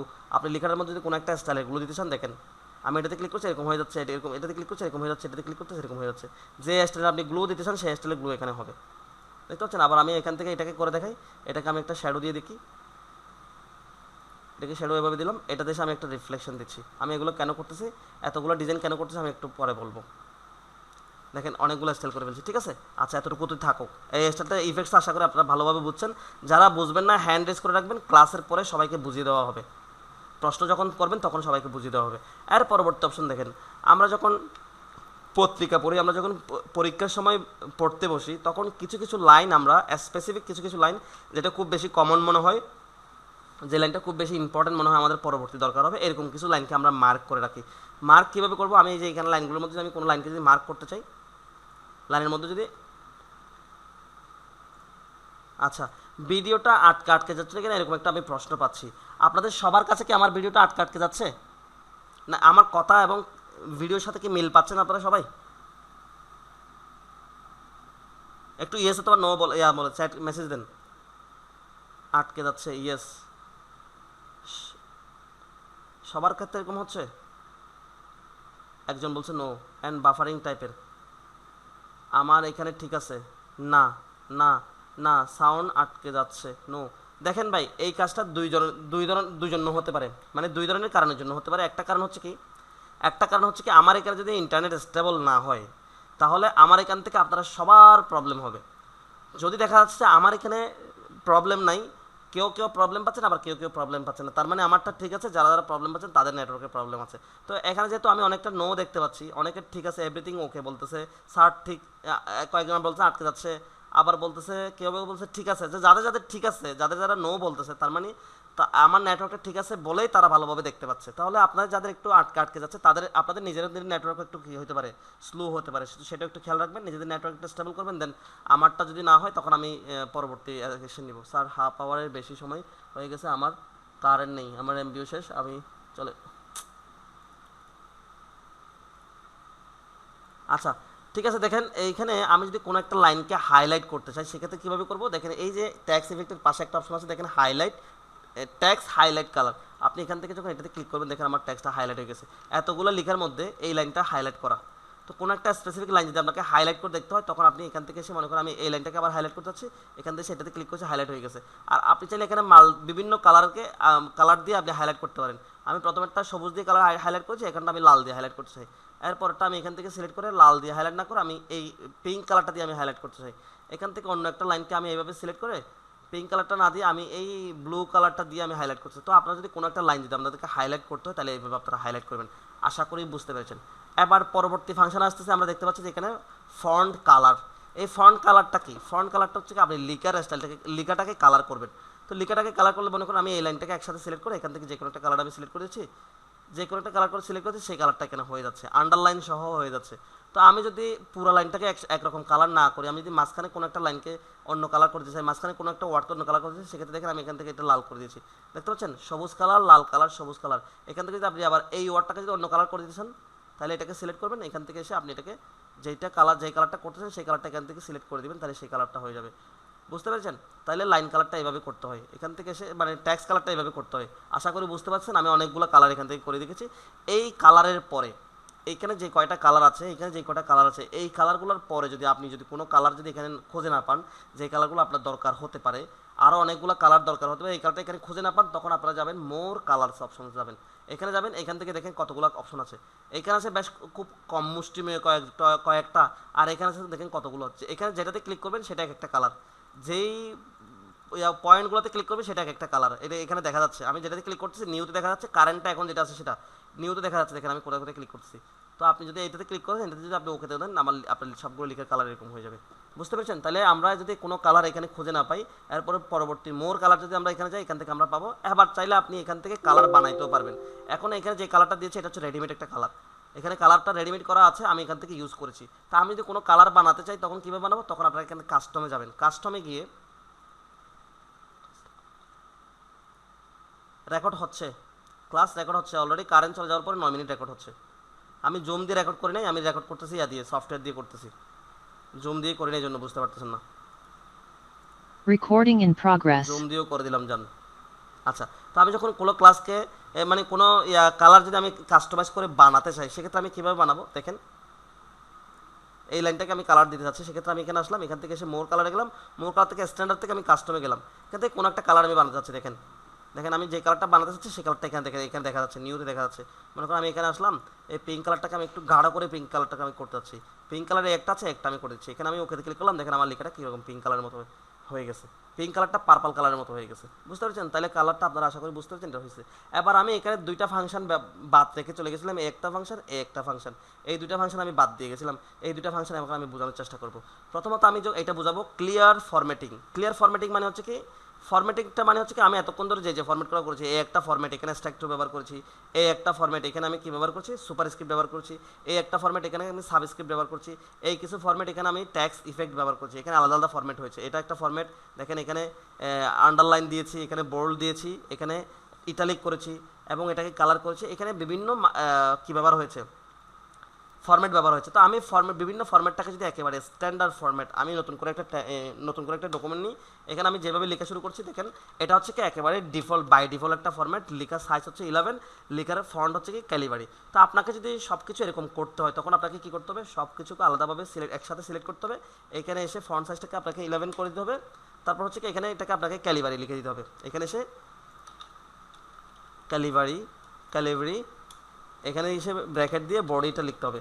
এরপর আপনি যখন এন্টার ক্লিক করবেন সবগুলো ক্যালিবারি বডি হবে। কিন্তু কথা হচ্ছে যে এখানে যে কালার টালার আছে এগুলো আমি কীভাবে ঠিক করবো? এটা আমি ঠিক করতে পারবো না একসাথে। তো সেই ক্ষেত্রে আমি যদি একসাথে সবগুলোকে, এখানে যে ফরম্যাটিংগুলো আছে এলোমেলো আছে, বায়ার বলছে যে এখানে যে এলোমেলো ফরম্যাটিংগুলো আছে সবগুলো আমাকে একটা স্ট্যান্ডার্ড ফরম্যাট এনে দিবা, আর যা যা লেখার যে কেসগুলো পাল্টাতে হবে, বড় হাতে ছোটো হাতে যে প্রবলেমগুলো আছে সেগুলো ঠিকঠাক করে দিবা, কোনো ধরনের ফরম্যাটিং এলোমেলো থাকবে না। সেটা যদি ঠিক করে দিতে হয় তখন কীভাবে করবো? তখন আমি সবগুলোকে একসাথে এভাবে সিলেক্ট করবো, কন্ট্রোলে দিয়ে একসাথে সিলেক্ট করছি, কন্ট্রোলে এখানে প্রায় 3272টা ওয়ার্ড আছে, সবগুলো একসাথে সিলেক্ট হয়েছে।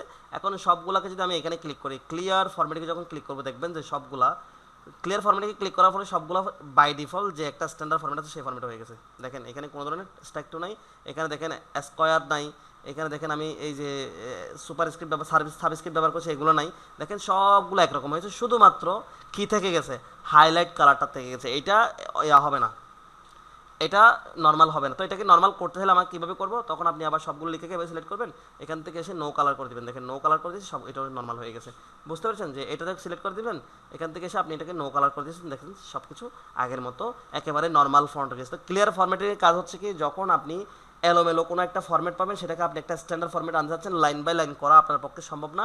দেখা যাচ্ছে এখানে 500টা ওয়ার্ড আছে, 500টা ওয়ার্ডের মধ্যে 300 বা 400টা কি আছে, লাইন আছে, সেন্টেন্স আছে, এই সবগুলোকে আপনাকে একটা একটা করে করা সম্ভব না। তখন আপনি এই কাজটা খুব অল্প সময়ের মধ্যে 1 ঘন্টার একটা কাজ আপনি 30 সেকেন্ডে করে ফেলতে পারবেন। বুঝতে পারছেন? তো আমরা এইভাবে এই ক্লিয়ার ফরম্যাটিংটা ব্যবহার করার চেষ্টা করব। এখন ক্লিয়ার ফরম্যাটিং আমি ব্যবহার করছি, আমি একটু আন্ডু দিয়ে আগের জায়গায় চলে যাই। এই যে আগে জায়গায় চলে আসছি। আবার ক্যালিব্রারি বডিটা হচ্ছে কি ফরম্যাট, এই দেখেন ক্যালিব্রারি বডিটার নাম হচ্ছে কি ফন্টের নাম ক্যালিব্রারি বডি।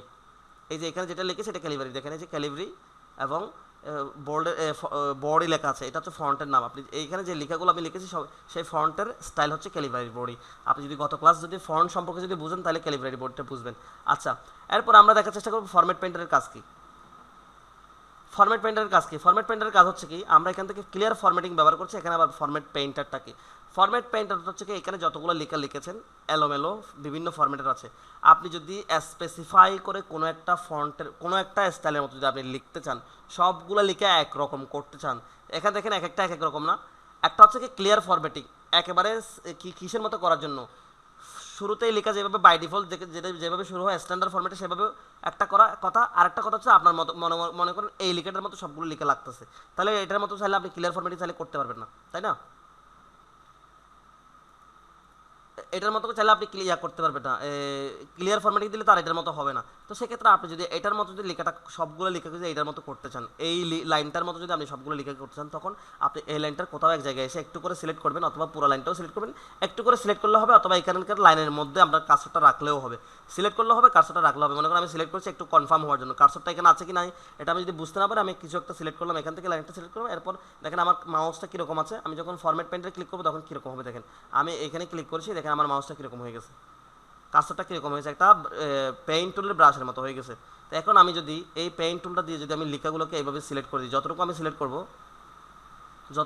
করছি এতটুকু আমি সিলেক্ট করছি কথার কথা, দেখেন আমার সবগুলো এই লাইনের মতো হয়ে গেছে, যেটার মতো আমি করতে চেয়েছি। ঠিক আছে, এটার মতো হয়ে গেছে, বুঝতে পারেন নাই, আমি আবার দেখাই। মনে করেন যে আমার কোন লাইনের মতো বলবো, এই যে এই লাইনের মতো আমার সব কিছু লাগতেছে, অথবা আমি এই স্টাইলটার মতো সবগুলো লেখাকে আমি স্টাইল করতে যাচ্ছি, এই স্টাইল করতে যাচ্ছি, সবগুলো লেখা না আমি যতটুকু করতে যাচ্ছি এটার উপরের সবগুলো লাইনকে আমি এই স্টাইল করতে যাচ্ছি। সেক্ষেত্রে আমি এইটাকে সিলেক্ট করেছি, এখানে ফরম্যাট পেইন্টার ক্লিক করছি, এর উপর থেকে আমি সবগুলো লাইনকে এভাবে সিলেক্ট করেছি। দেখেন সবগুলো ওই লাইনের মতো লেখার মতো হয়ে গেছে। কোনো একটা স্পেসিফিক লাইন বা কোনো একটা স্পেসিফিক ওয়ার্ড, কোনো একটা স্পেসিফিক অক্ষরের মতো যদি আপনি সবগুলো লেখাকে করতে পারেন, সেই ক্ষেত্রে তখন ফরম্যাট পেইন্টার ব্যবহার হয়। আশা করি বুঝতে পেরেছেন। আচ্ছা, আমি যাচ্ছি এর পরবর্তী ফাংশানে। এখান থেকে আমি দেখাবো। দেখেন এইখান থেকে বাম পাশে আমি সব কিছু দেখে ফেলেছি, আমরা এখান থেকে দেখার চেষ্টা করব। তো এখান থেকে যখন দেখার চেষ্টা করবো, দেখেন আমরা যখন কোনো একটা হেডলাইন দিয়ে এরকম কোনো একটা লিস্ট আমরা বানাই, এই লিস্টের শুরুতে আমরা কী কাজ করি, হয় নাম্বারিং করি, না হলে আমরা কিছু সিম্বল দেওয়ার চেষ্টা করি। তো কিছু সিম্বল দিয়ে স্টার মার্ক দিয়ে শুরু করি, হ্যাশ দিয়ে শুরু করি, বিভিন্ন সিম্বল দিয়ে শুরু করার চেষ্টা করি। তো এখান থেকে আমরা সিম্বল দিয়ে যদি সবগুলোকে যদি সিম্বল দিয়ে শুরু করতেছি, তখন আমরা কীভাবে করবো, এটাকে বলা হয় বুলেট মার্ক। আমি এখানে বুলেট মার্কে ক্লিক করি, দেখেন এখানে ক্লিক করছি, দেখেন একটা সিম্বল এখানে চলে আসছে, যে এই হেডলাইনের পরে আমরা একটা লিস্ট করছি, সেই লিস্টটা এভাবে দেখাচ্ছে। এখন এই লিস্টটাকে চাইলে আপনি বড় ছোটো করতে পারবেন, এই বুলেটগুলোকে চাইলে আপনি বড় ছোটো করতে পারবেন। কীভাবে, ফন্ট সাইজের মতো। আপনি এখান থেকে সেটাকে কী করে দিয়েছেন, 20 সাইজ করে দেখেন 20 সাইজ হয়ে গেছে। আপনি চাইলে এটার মতো করে যে ফন্ট সাইজ যেভাবে বড় ছোটো করে সেভাবে আপনি এখান থেকে বড় ছোটো করতে পারবেন। দেখতে পাচ্ছেন আমি বড় ছোটো করতেছি, ছোটো করে ফেলেছি, দেখেন 11 সাইজ করে ফেলেছি।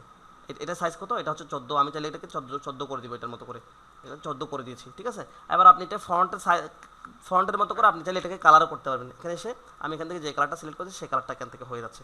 এবার কথা হচ্ছে যে আপনার কাছে এই সিম্বলটা আপনার ভালো লাগতেছে না, সুন্দর লাগতেছে না, তখন আপনি এটা কীভাবে সিম্বলটা চেঞ্জ করতেছেন, তখন কীভাবে করবেন, তখনও সেম আমি সবগুলো সিলেক্ট করবেন। আপনি চাইলে এটা আগে দিতে পারেন অথবা পরেও দিতে পারেন। লেখার শুরুতেও আপনি বুলেট মার্কে ক্লিক করে লেখা স্টার্ট করতে পারেন, অথবা আপনি লিখে ফেলেছেন সবগুলোকে এভাবে সিলেক্ট করে যতটুকু আপনি বুলেট মার্ক করতে যাচ্ছেন ততটুকু আপনি এভাবে সিলেক্ট করবেন। দেন এইখানে এসে আপনি এটা বুলেটে ক্লিক করলে, একবার ক্লিক করলে বুলেট আসবে, একবার ক্লিক করলে বুলেটটা উঠে যাবে। এবার কথা হচ্ছে আমি বুলেটটা তো দিয়েছি, এখান থেকে আমি অন্য কোনো বুলেট ব্যবহার করতে চাচ্ছি। দেখেন এখানে দেখেন অনেকগুলো বুলেটের স্টাইল আছে, এটা ব্যবহার করলে এটা হবে, এটাতে ক্লিক করলে এটা হবে, এটাতে ক্লিক করলে এটা হবে। এখানে কয়েকটা মুষ্টিমেয় 10 মানে 5-7টা মতো থাকে, আর বাকিগুলো আপনাকে অ্যাড করতে হয়। দেখেন এখানে এটা থাকবে, এটা থাকবে, এটা থাকবে, এটা থাকবে, এটা থাকবে, বাকি যেগুলো দেখতে পাচ্ছেন এগুলো সব আমি এখানে অ্যাড করছি, এখানে ছিল না।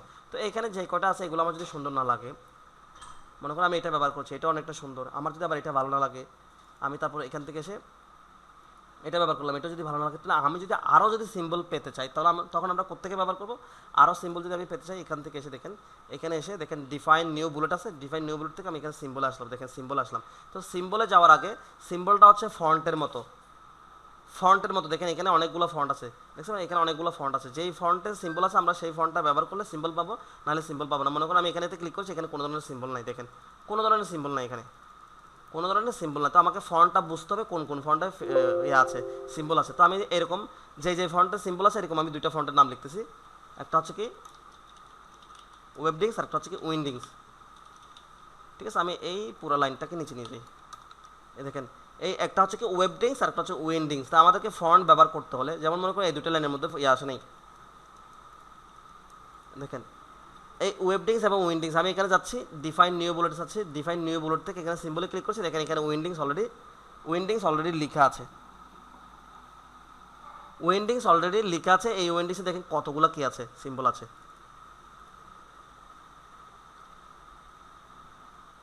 দেখেন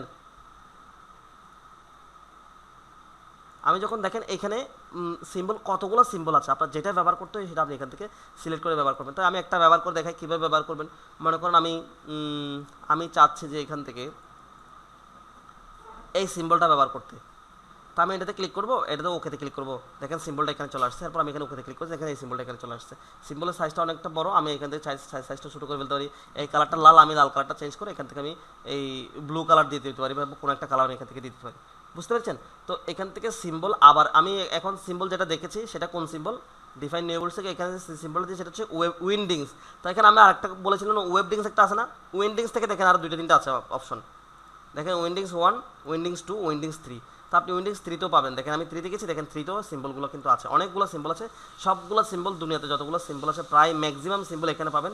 যেগুলো পাবেন না সেটা আপনাদের সেই সিম্বলগুলো আপনাদেরকে গুগল থেকে ডাউনলোড করে আনতে হবে।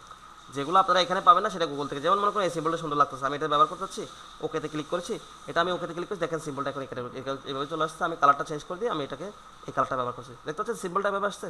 এরপর দেখেন আমি উইন্ডিংস থেকে দেখেছি, আমি ওয়েবডিংস কীভাবে চেঞ্জ করতে সেটা দেখাই। তো সেটা চেঞ্জ করতে হলে আমি ডিফাইন নিউ বুলেটস হবে, এখানে সিম্বলে ক্লিক করবো, এইখানে এসে আমাকে ওয়েবডিংস লিখতে হবে, WEBDINGS। ওয়েবডিংসে ক্লিক করছি, আমি এন্টারে ক্লিক করছি। এন্টারে ক্লিক করার সাথে সাথে এই সিম্বলটা অ্যাপ্লাই হয়েছে। এখান থেকে দেখেন এখানে কতগুলো সিম্বল আছে অন্যরকম, এবার দেখতে পাচ্ছেন? তো এখান থেকে যে সিম্বলটা আপনার পছন্দ হয় সেই সিম্বলটা আপনি এখান থেকে ব্যবহার করতে পারেন। মনে করেন আমার এই সিম্বলটা পছন্দ হয়েছে মিউজিকের মতো, আমি এটাকে ব্যবহার করছি, এখান থেকে আমি এটাকে ওকে করে দিচ্ছি, দেখেন সিম্বলটা এখানে চলে আসছে। তো সিম্বলগুলোকে আপনি বড় ছোটো করতে পারেন সেটা বলেছি। এবার দেখেন আমি যে এখানে কী করেছি, লিস্টটা বানিয়েছি, মাঝখানে আমার কোনো একটা লিস্টে কোনো একটা টপিক আমাকে অ্যাড করতে হচ্ছে, তখন আমি কীভাবে অ্যাড করবো, এন্টারে ক্লিক করছি, দেখেন আমি ক্লিক করে লিখতেছি, যতবার এন্টারে ক্লিক করছি এক একটা কী হয়ে যাচ্ছে, সিম্বল অটোমেটিক আসতে আমাকে নতুন করে সিম্বল দিতে হচ্ছে না। ঠিক তেমনি আপনি লাস্টে যদি ক্লিক করেন, লাস্ট থেকে করেন, সেটাও সেরকম হবে। তাই আমার কথা হচ্ছে যে আপনি যদি সিম্বল ছাড়া শুরু করতে চান, আমি এন্টারে ক্লিক করছি, আবার ব্যাক স্পেস দিয়ে কেটে গেছি, দেখেন এখন সিম্বল ছাড়া শুরু হচ্ছে, এরপর আর সিম্বল আসবে না, এরপর আর সিম্বল আসবে না। বুঝতে পেরেছেন? আচ্ছা, তো এখন আমরা সিম্বল দেখেছি, আমরা যদি এটাকে নাম্বারিং করতে চাই, সিরিয়াল নাম্বার করছি, তখন কীভাবে করবো, তখন আমি সবগুলোকে এভাবে সিলেক্ট করবো। সিলেক্ট করার পর সিম্বলের পাশে যেটা আছে এই যে পাশে নাম্বারিং, আমি নাম্বারিং ক্লিক করছি, দেখেন এটা নাম্বারিং হয়ে গেছে 1 2 3 2। দেখেন যতগুলো নাম্বার এখানে আছে, নিউ সিম্বল এখান থেকে ক্রিয়েট করা যাবে না। আচ্ছা দেখেন এখানে এসে যখন আমি এটা কী করেছি, এই যে নিউ সিম্বল কীভাবে করতে আমি দেখাচ্ছি, ওয়েট, ক্রিয়েট করা যাবে। আচ্ছা, এটা তো দেখাই নেই, নিউ সিম্বল তো এখান থেকে দেখাইছে। তারপর দেখেন আমি যে এখানে সিম্বল ইউজ করছি, যদি আমি পিকচারকে সিম্বল হিসেবে ব্যবহার করতে চাই তখন আপনি পারবেন নিউ সিম্বল কীভাবে করতে হবে সেটা দেখেন। আমি এখানে আসছি ডিফাইন নিউ বুলেটস আসছে, ডিফাইন নিউ বুলেট থেকে দেখেন এখানে সিম্বল আমি ক্লিক করছি, তো আমি যখন পিকচারে ক্লিক করি এখান থেকে আমি পিকচার ব্যবহার করতে পারবো। তো সেক্ষেত্রে পিকচার দেখেন আমি কয়েকটা পিকচার ব্যবহার করছি, আমি নতুন করে একটা পিকচার ব্যবহার করার চেষ্টা করি। এখানে আমি ইনপুটে ক্লিক করছি, ইনপুট থেকে পিকচার আমার কোথায় আছে সেখান থেকে আমি ব্রাউজ করে দেখা যাচ্ছি। ডেস্কটপে ক্লিক করছি, এখান থেকে যদি আমি কোনো একটা পিকচারকে মনে করেন আমি এটা ব্যবহার করার চেষ্টা করি, এটা ব্যবহার করি না এখনো পর্যন্ত, বাকি সবগুলো ব্যবহার করছি, এটা ব্যবহার করছি, আমি এখন এটা ব্যবহার করার চেষ্টা করি। এটাকে যখন আমি ক্লিক করবো, এখানে যখন আমি অ্যাডে দিব, দেখেন এই ছবিটা এখানে চলে আসবে, এখানে কোথাও এই ছবিটা চলে আসবে, একটু সময় নেবে, ছবিটার সাইজ একটু বেশি, আমি ছোটো সাইজে একটা ছবি দিই, তাহলে আমার কাছে আমার জন্য ইজি হয়ে যাবে, তাড়াতাড়ি হয়ে যাবে। আমার ছবিটা ছোটো সাইজ হচ্ছে কি, এই সাইজটা ছোটো, আমি এটাতে ক্লিক করে দিই, এটাতে ওকে দিচ্ছি, আমি এটাকে অন করে দিচ্ছি, ব্রাউজ হয়নি, ছবি একটু আসতে সময় লাগে।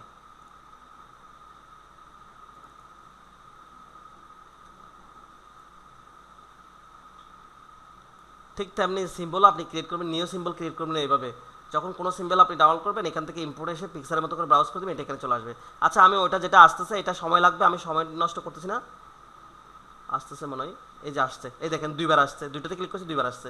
তো আমি এটাতে যখন ক্লিক করে যখন ওকেতে ক্লিক করবেন এই ছবিটা এখানে চলে আসবে, দেখেন এখানে ক্লিক করছি, দেখেন ছবিটা সিম্বল আকার চলে আসছে। এখন যদি আপনি এটাকে বড় করে দেন তখন বুঝবেন যে এটা ছবি আসছে, দেখতে পাচ্ছেন যে ছবিটা এখানে চলে আসছে। তাহলে সিম্বলটাও নিউ সিম্বল যদি আপনাদের বানাতে হয়, কোনো একটা সিম্বল আপনারা চাইলে এভাবে বানাতে পারবেন।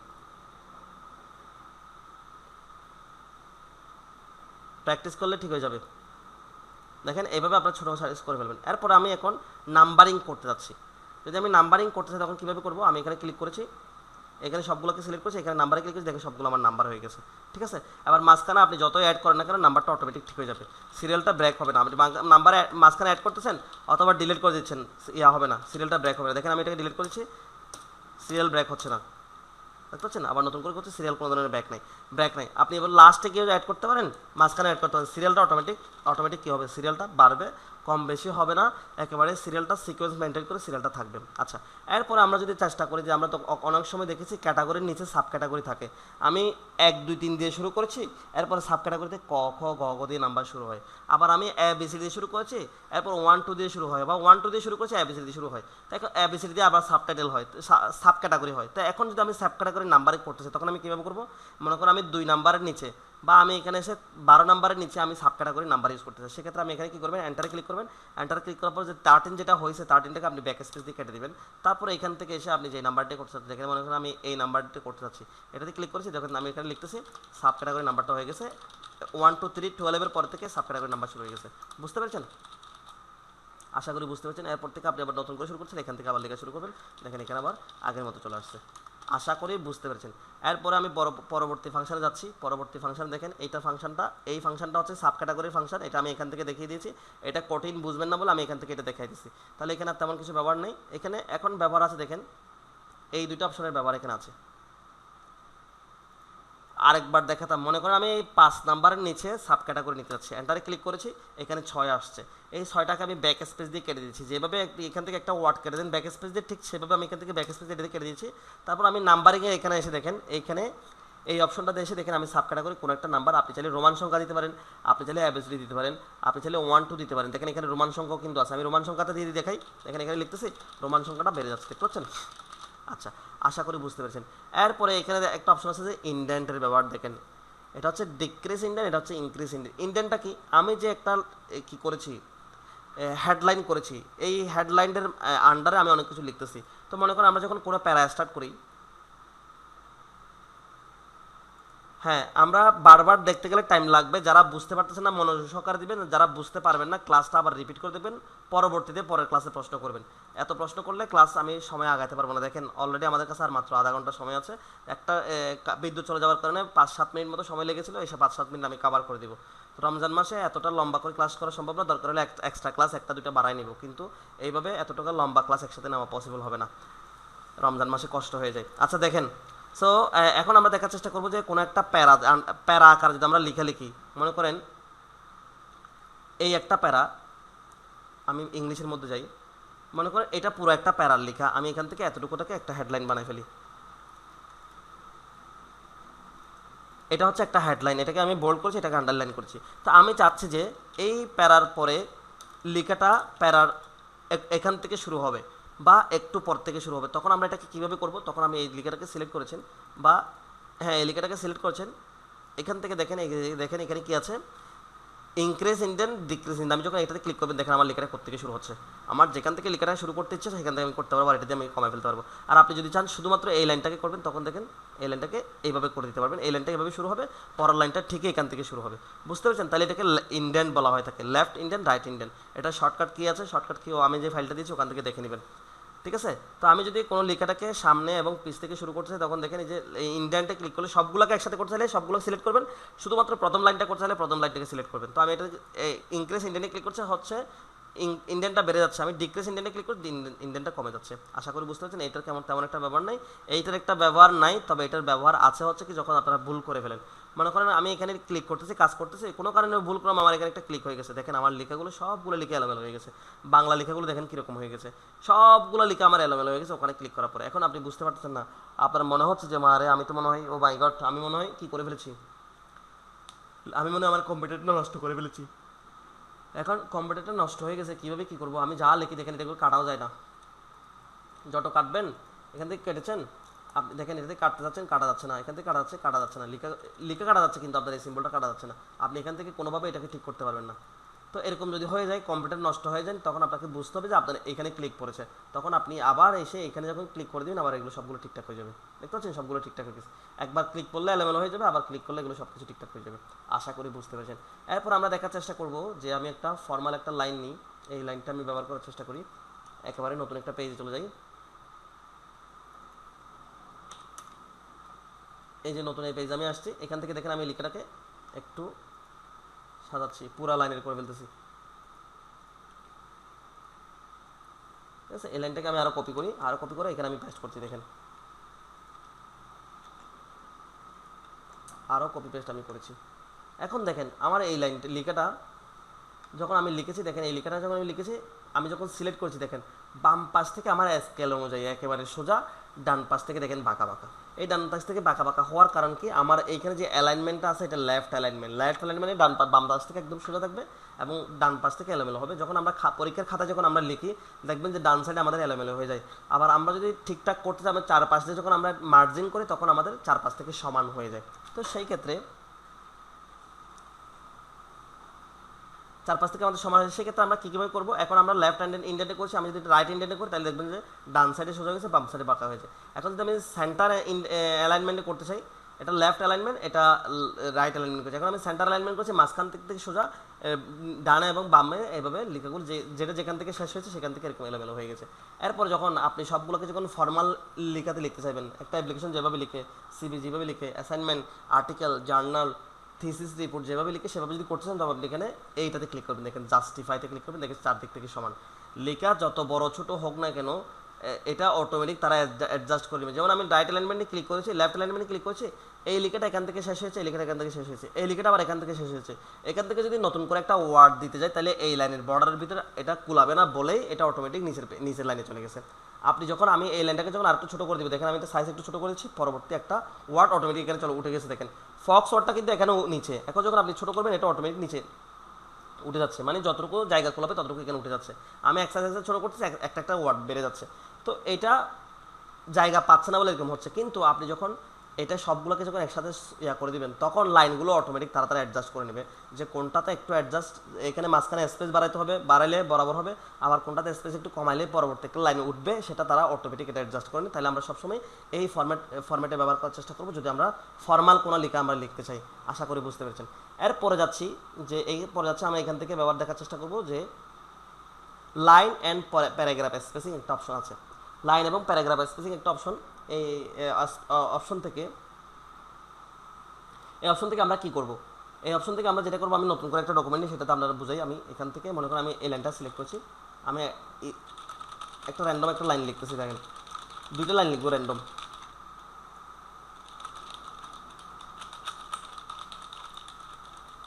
আচ্ছা, আমি দুইটা লাইন এখানে লিখেছি, এই দুইটা লাইনকে আমি কপি করি, পেস্ট করেছি। আচ্ছা, এই দুটো লাইন যে আমি লিখেছি, এইখানে স্পেস আছে মাঝখানে। স্পেসটা কি বোঝাচ্ছি, লেখাটার মাঝখানে স্পেস, উপরে নিচে যে মাঝখানে স্পেস। যেমন মনে করেন আমরা পরীক্ষার খাতায় একটা প্রশ্ন অ্যান্সার লিখতে গেলে আমরা 2 পেজে হয়ে যাই, সেই প্রশ্নটাকে আমরা পরীক্ষার স্যার যাতে বুঝে যে আমি অনেক বেশি লিখেছি, অনেক কষ্ট করে লিখেছি, অনেক বেশি লিখেছি, এটার জন্য নাম্বার বেশি দেয়, এরকম করার জন্য আমরা 2 পেজের একটা প্রশ্নকে আমরা কি করি 4 পেজ, 5 পেজ, 6 পেজ পর্যন্ত আমরা লিখি। তো ঠিক তেমনি আমরা যখন কম্পিউটার দোকানে কোনো একটা জিনিস আমরা টাইপ করতে দিই, দেখা যাচ্ছে যে 5 পেজের একটা টাইপ কম্পিউটারওয়ালা চালাকি করে এটাকে 7 পেজ করে 2 পেজের টাকা এক্সট্রা বাড়ায় নেয়। এই যে লাইন স্পেসিংগুলো বাড়ায়, এগুলো কীভাবে বাড়ায়, এটাকে আমরা কন্ট্রোল করতে পারবো কিনা, তো সেটাও আমরা এখানে দেখার চেষ্টা করবো। দেখেন সেটা যদি আমরা দেখার চেষ্টা করি আমরা কীভাবে করবো, দেখেন একজনের কমেন্ট পড়েছে যে পরীক্ষার খাতায় 3 পেজের একটা লিখে 5 পেজ 6 পেজ করে বলে কমেন্ট পড়েছে, বলছে জি স্যার, হাসি দিয়ে বলতেছে নাহিদ স্যার, আচ্ছা ঠিক আছে ধন্যবাদ আপনার কমেন্ট পড়ছে। এবার দেখেন আমরা কি করি, এই লাইনগুলোকে আমরা কি করব, কন্ট্রোল করবো, স্পেসিংগুলোকে আমরা কীভাবে কন্ট্রোল করবো। এখানে কিন্তু অটোমেটিক একটা স্পেস আছে, সেই স্পেসটা আমরা কীভাবে দেখবো। দেখেন স্পেসটা যদি দেখতে চাই, আমি এটাকে সিলেক্ট করেছি, দেখেন এই যে এখানে একটা অপশন আছে লাইন অ্যান্ড প্যারাগ্রাফ স্পেসিং, আমি এই স্পেসিংগুলো দেখার চেষ্টা করি। এখানে যখন ক্লিক করবো, দেখেন এখানে কিন্তু একটা স্পেস কিন্তু দেওয়া আছে, কোথায় যেটাতে ক্লিক করা আছে সেটা হচ্ছে 1.15 একটা স্পেসিং দেওয়া আছে। আমি যদি কোনো স্পেস না রাখতে চাই, সেক্ষেত্রে আমি এখানে 0তে ক্লিক করবো, 1.0তে ক্লিক করবো, এখানে কোনো ধরনের স্পেস নাই, ঠিক আছে। এরপরে কিন্তু এখানে একটা হিডেন একটা স্পেস থেকে গেছে। এই হিডেন স্পেসটা কি, হিডেন স্পেসটা থেকে গেছে, এখানে হিডেন স্পেসটা তুলে ফেলার জন্য আমরা কী করবো, এখানে যাবো, এখান থেকে এসে লাইন এবং প্যারাগ্রাফ স্পেসে যাবো, এখান থেকে দেখেন যে 10 পয়েন্ট একটা আফটার স্পেসিং, আফটার এবং বিফোর, একটা স্পেসিং এখানে থেকে গেছে, এটাকে আমরা জিরো করে দিব, তাহলে এখানে কোনো ধরনের স্পেসিং আর থাকবে না, একদম কোনো ধরনের স্পেসিং এখন নাই, একেবারে জিরো স্পেসিং। আপনি যাই লিখেন না কেন এখানে আপনার এক পেজ যতগুলো লেখা ধরার কথা ততগুলো ধরবে, এর চেয়ে বেশি ধরাতে চাইলে পরবর্তী পেজ চলে যাবে। তো আপনারা যখন কোনো কম্পিউটার দোকানে এভাবে কাজ করতে দেবেন তখন আপনারা স্পেসিংটা এভাবে নিজেরা চেক করে নিতে পারবেন।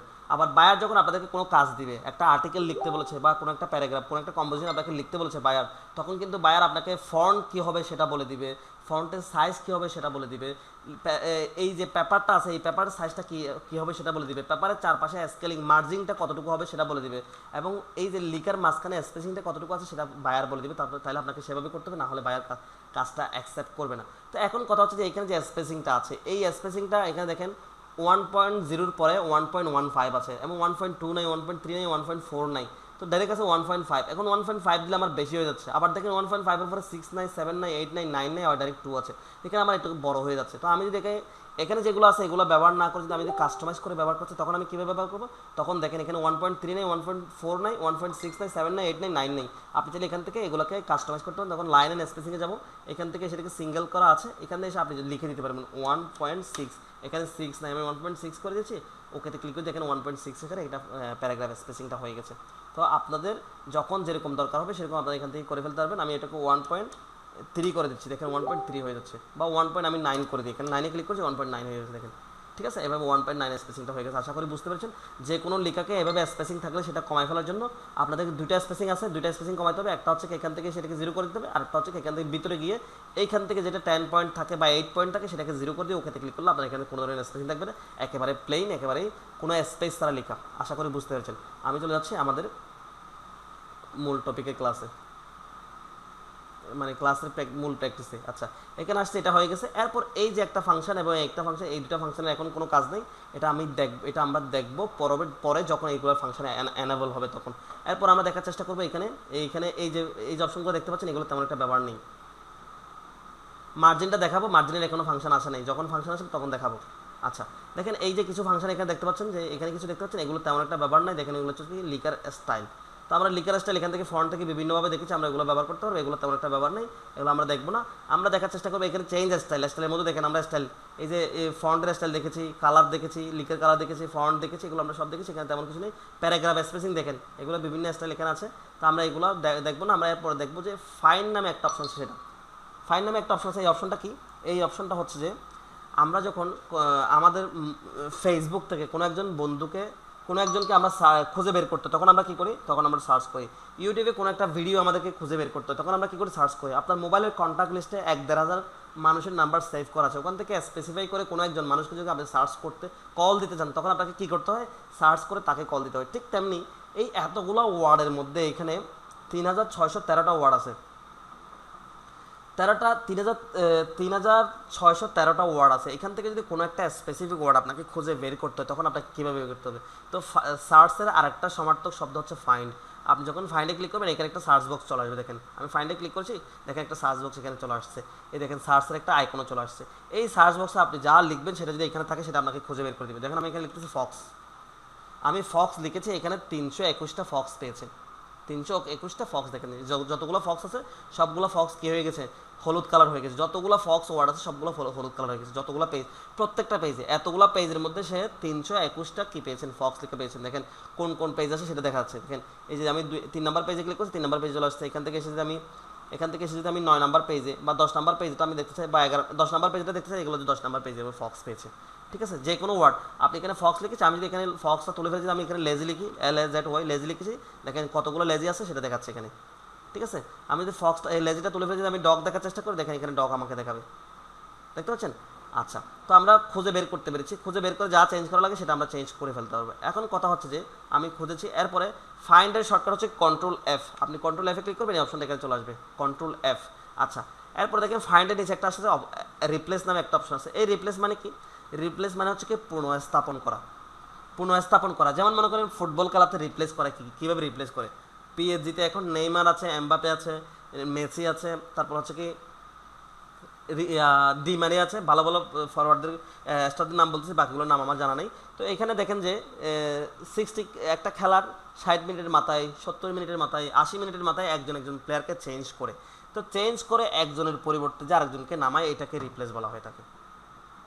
একজনের পরিবর্তে একজন, মনে করেন এমবাপেকে মাঠ থেকে তুলে নিয়ে ডি মারিয়াকে নামিয়েছে, মেসিকে তুলে নিয়ে নেইমারকে নামিয়েছে। এই মেসির জায়গায় নেইমারকে দেওয়া মানে হচ্ছে কি Messi has been replaced with Neymar. Messi Neymar দ্বারা প্রতিস্থাপিত হয়েছে ওই মাঠে। ঠিক তেমনি এইখানে যদি কোনো একটা ওয়ার্ডকে যদি আপনি চেঞ্জ করে প্রতিস্থাপন করতে চান, অনেকটা থ্রি ইডিয়টসে যারা দেখেছেন, থ্রি ইডিয়টস মুভিটা যারা দেখেছেন তারা জানবেন যে চমৎকারকে বলৎকার কীভাবে যেভাবে করে ফেলেছে। ঠিক তেমনি এখানে কোনো একটা ওয়ার্ডকে যদি আপনি স্পেসিফাই করে যদি চেঞ্জ করে ফেলতে চান, মানে এখানে হাজার হাজার ওয়ার্ড আছে, 3613টা ওয়ার্ড আছে। মনে করেন এখানে ফক্স শব্দটা আমরা পেয়েছি 322টা নিয়ে কতটা। তো আমি চাই যে আপনাকে বলা হয়েছে এই ফক্সটা, এটা ফক্স হবে না, এটা হবে হর্স, এটা হবে ঘোড়া, এটা শিয়াল হবে না, এটা ঘোড়া হবে। আপনি সবগুলা ফক্স ওয়ার্ডকে খুঁজে খুঁজে খুঁজে খুঁজে হর্স করে দেন। তখন আপনি এখানে প্রত্যেকটা লাইনে লাইনে যাবেন, একটা একটা করে সিলেক্ট করবেন, এটাকে ফক্সটাকে হর্স করবেন। এটা করাটা খুব কঠিন, এখানে ভুল হওয়ার সম্ভাবনা আছে। কোনো একটা লাইন আপনি এভাবে স্ক্রল করতে গিয়ে কোনো একটা লাইন আপনি বাদ দিয়ে ফেলতে পারেন, কোনো একটা সেন্টেন্সের ফক্সটা আপনি বাদ দিয়ে ফেলতে পারেন। এই কাজটা আপনাকে, এখানে যতগুলো ওয়ার্ড আছে 3613টা ওয়ার্ড আছে, এখানে ফক্স শব্দটা আছে 322টা নাকি কতটা। এই কাজটা করতে গেলে আপনাকে আধা ঘন্টা বা 1 ঘন্টা মতো সময় লাগতে পারে। তারপরেও এখানে ভুল হওয়ার সম্ভাবনা আছে, কোনোটা আপনি বাদ দিয়ে ফেলতে পারেন। মোহাম্মদ শান্তমি, আপনি ভিডিও অন করে রেখেছেন কেন? ভিডিও অন করতে না বারণ করেছিলাম, কেউ ভিডিও অন করবেন না। আচ্ছা, তো আমি দেখেন এই কাজটা আমি কীভাবে করবো, খুব অল্প সময়ে হাফ মিনিটে আমি কাজটা করে ফেলবো, 30 সেকেন্ডে কাজটা করে ফেলবো। এটা কীভাবে দেখেন, এই যে ফাইন্ডের নিচে একটা অপশন আছে রিপ্লেস, এই রিপ্লেস আমি ক্লিক করেছি, এখানে এটা দেখেন রিপ্লেস আমি ক্লিক করেছি, এই অপশনটা আসছে, এই অপশনটা এখান থেকে ফাইন্ডও আসছে, রিপ্লেসও আসছে, গো টু আসছে। ফাইন্ড কিন্তু এখান থেকেও করা যায়, তো আমি এখান থেকে করলাম না, ওখান থেকে করেছি। আমি রিপ্লেসে আসছি, রিপ্লেস হচ্ছে কি এখানে replace find what, find what মানে আপনি এই পিএসজি মার্ক থেকে কাকে রিপ্লেস করবেন। তখন আমি এখানে মেসি লিখে দিব, এখানে আমি মেসি লিখে দিয়েছি। তখন বলছে কি রিপ্লেস উইথ, রিপ্লেস কাকে দিয়ে রিপ্লেস করবেন, তখন আমি এখানে নেইমার লিখে দিয়েছি। কিন্তু আমাদের এখানে নেইমার আর মেসি নেই, তখন আমরা এখানে কী করবো, আমি যদি কোনো একটাকে চেঞ্জ করতে চাই, রিপ্লেস করতে, তখন আমি কাকে রিপ্লেস করবো, তখন আমি ফক্সকে রিপ্লেস করবো। এখানে আমি ফক্স লিখে দিচ্ছি, ফক্সকে কাকে দিয়ে কী দিয়ে রিপ্লেস করবো, তখন আমি এখানে হর্স লিখে দিচ্ছি, HORSE, আমি হর্স লিখে দিয়েছি। তখন আপনি এখানে রিপ্লেসে ক্লিক করলে প্রথম ওয়ার্ডটা রিপ্লেস হবে। আবার যদি আপনি রিপ্লেস অলে ক্লিক করেন, এখানে যতগুলো ফক্স ওয়ার্ড আছে সবগুলো কী হয়ে যাবে, রিপ্লেস হয়ে যাবে। আমি রিপ্লেস অলে ক্লিক করছি, সবগুলো ফক্স ওয়ার্ড রিপ্লেস হয়ে গেছে। এটা যে এখানে যে আর ফক্স নাই সেটার প্রমাণ আমরা দেখবো কীভাবে, ফাইন্ডে যাবো, এখানে গিয়ে আমরা ফক্স লিখবো। দেখেন ফক্স অলরেডি লেখা আছে, ফক্স অলরেডি লেখা আছে, একটা ওয়ার্ডও সে খুঁজে পারে, নো মেসেজ ফাউন্ড, দেখছেন কোনো পাইনি। এখন যদি সে এখানে আমি যদি এখানে হর্স লিখে দিই, HO, দেখেন এখানে কতগুলো হর্স পাচ্ছে, 321টা হর্স সে পেয়েছে, বুঝতে পেরেছেন। তো আমি একসাথে 321টা ফক্সকে একসাথে 321টা হর্স বানিয়ে ফেলেছি খুব ইজিলি। তাহলে এটা রিপ্লেসের মাধ্যমে করবেন। এরপর এখানে যে ফাংশনটা আছে সেই ফাংশনটার ব্যবহার এখন নাই, এটার ব্যবহার যখন এনাবেল হবে তখন আমি দেখাবো, আমাদেরকে মনে করে দিতে হবে না, আমি দেখাই দিতে পারবো। আশা করি বুঝতে পেরেছেন। তো ফাইন্ডের শর্টকাট হচ্ছে Ctrl+F, রিপ্লেসের শর্টকাট হচ্ছে Ctrl+H, এইসে ক্লিক করবেন, শর্টকাট রিপ্লেস আসবে। বাকিটা আপনারা বুঝতে পেরেছেন, ভেরি নাইস এন্ড ইজি। আচ্ছা ঠিক আছে, তো এইসে ক্লিক করলে, Ctrl+H ক্লিক করলে আপনার রিপ্লেস অপশন আসবে। এখন কথা হচ্ছে এইখানে টোটাল 69টা পেজ আছে। আমি যদি আপনাদেরকে বলি আমাকে এখন 65 নাম্বার পেজে একটা কারেকশন করে দেন, তখন 65 নাম্বার পেজ আপনার কীভাবে যাবে, এইভাবে স্ক্রল করতে হবে, এইভাবে স্ক্রল করতে হবে, অথবা স্ক্রল এই বারটা ধরে আমাকে এইভাবে যেতে হবে। তখন আপনাকে উপরে পেজ নাম্বার দেখতে হবে, এখানে পেজ নাম্বার দেখা যাচ্ছে যে এখানে আমি আসছি, এইভাবে আপনাকে আসতে হচ্ছে। এখন আমি 65 নাম্বার পেজে, এই যে এখানে 65 নাম্বার, এখন আমি 65 নাম্বার পেজে আছি, এইভাবে আমাকে আনতে হবে। তখন আপনাকে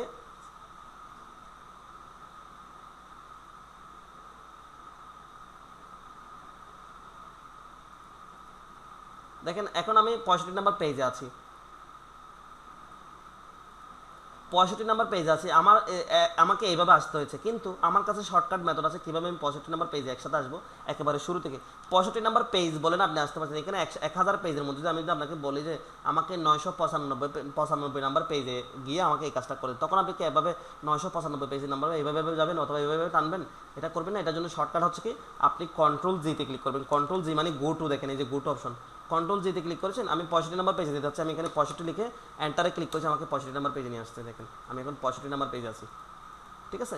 আবার আপনি এটা Ctrl+G তে ক্লিক করতে পারেন, অথবা এখানে দেখেন পেজ নাম্বার যে আছে, এখানে পেজ নাম্বার কত দিয়ে আছে দেখেন, দেখেন পেজ 65 অফ 69, মানে এখানে 69টা পেজের মধ্যে আপনি এখন 65 নাম্বার পেজ আছেন। তো আমি যখন এখানে ক্লিক করবো, দেখেন গুড অপশনটা এখানে আসবে, এখানে ক্লিক করলেও আসবে।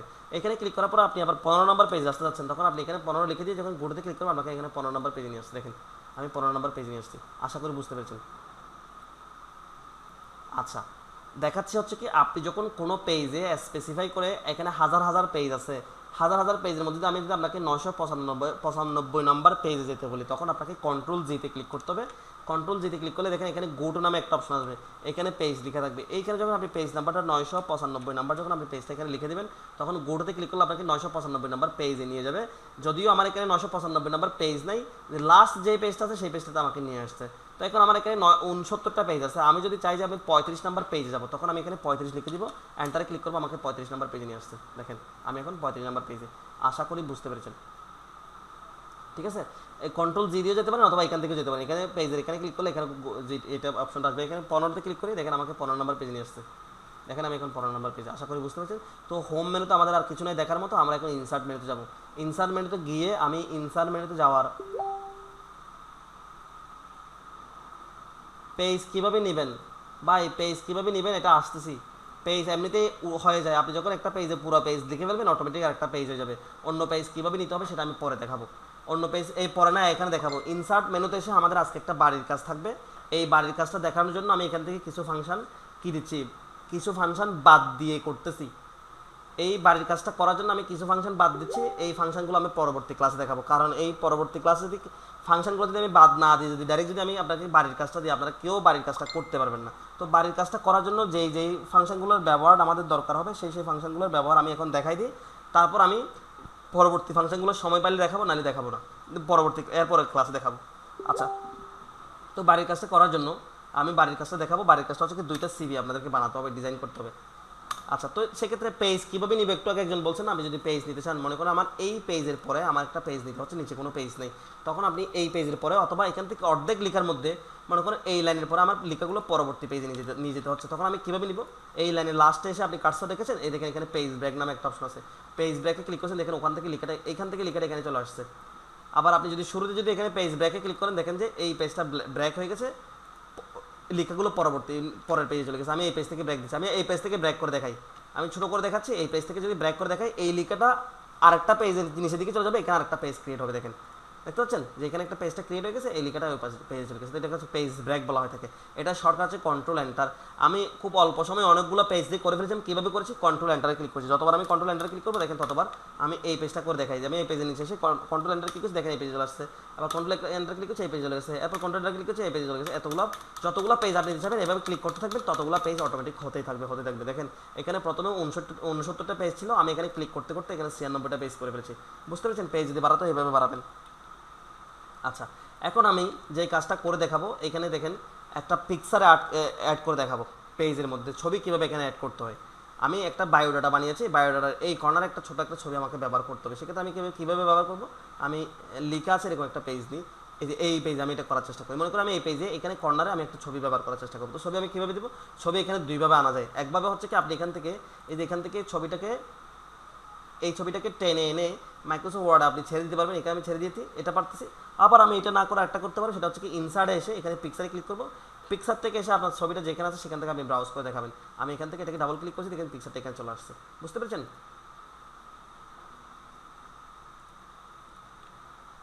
দেখেন এই যে এখানে পিকচারটা চলে আসছে। এবার পিকচারটা আমি যেখানে সেখানে মুভ করতে পারছি না। দেখেন পিকচারটা যেখানে সেখানে আমি মুভ করতে পারছি না, খুব কঠিন হয়ে যাচ্ছে। আমি দেখেন এখানে নিয়ে আসতেছে, এখানে নিয়ে আসতে পারতেছি না, দেখেন আসতেছে না।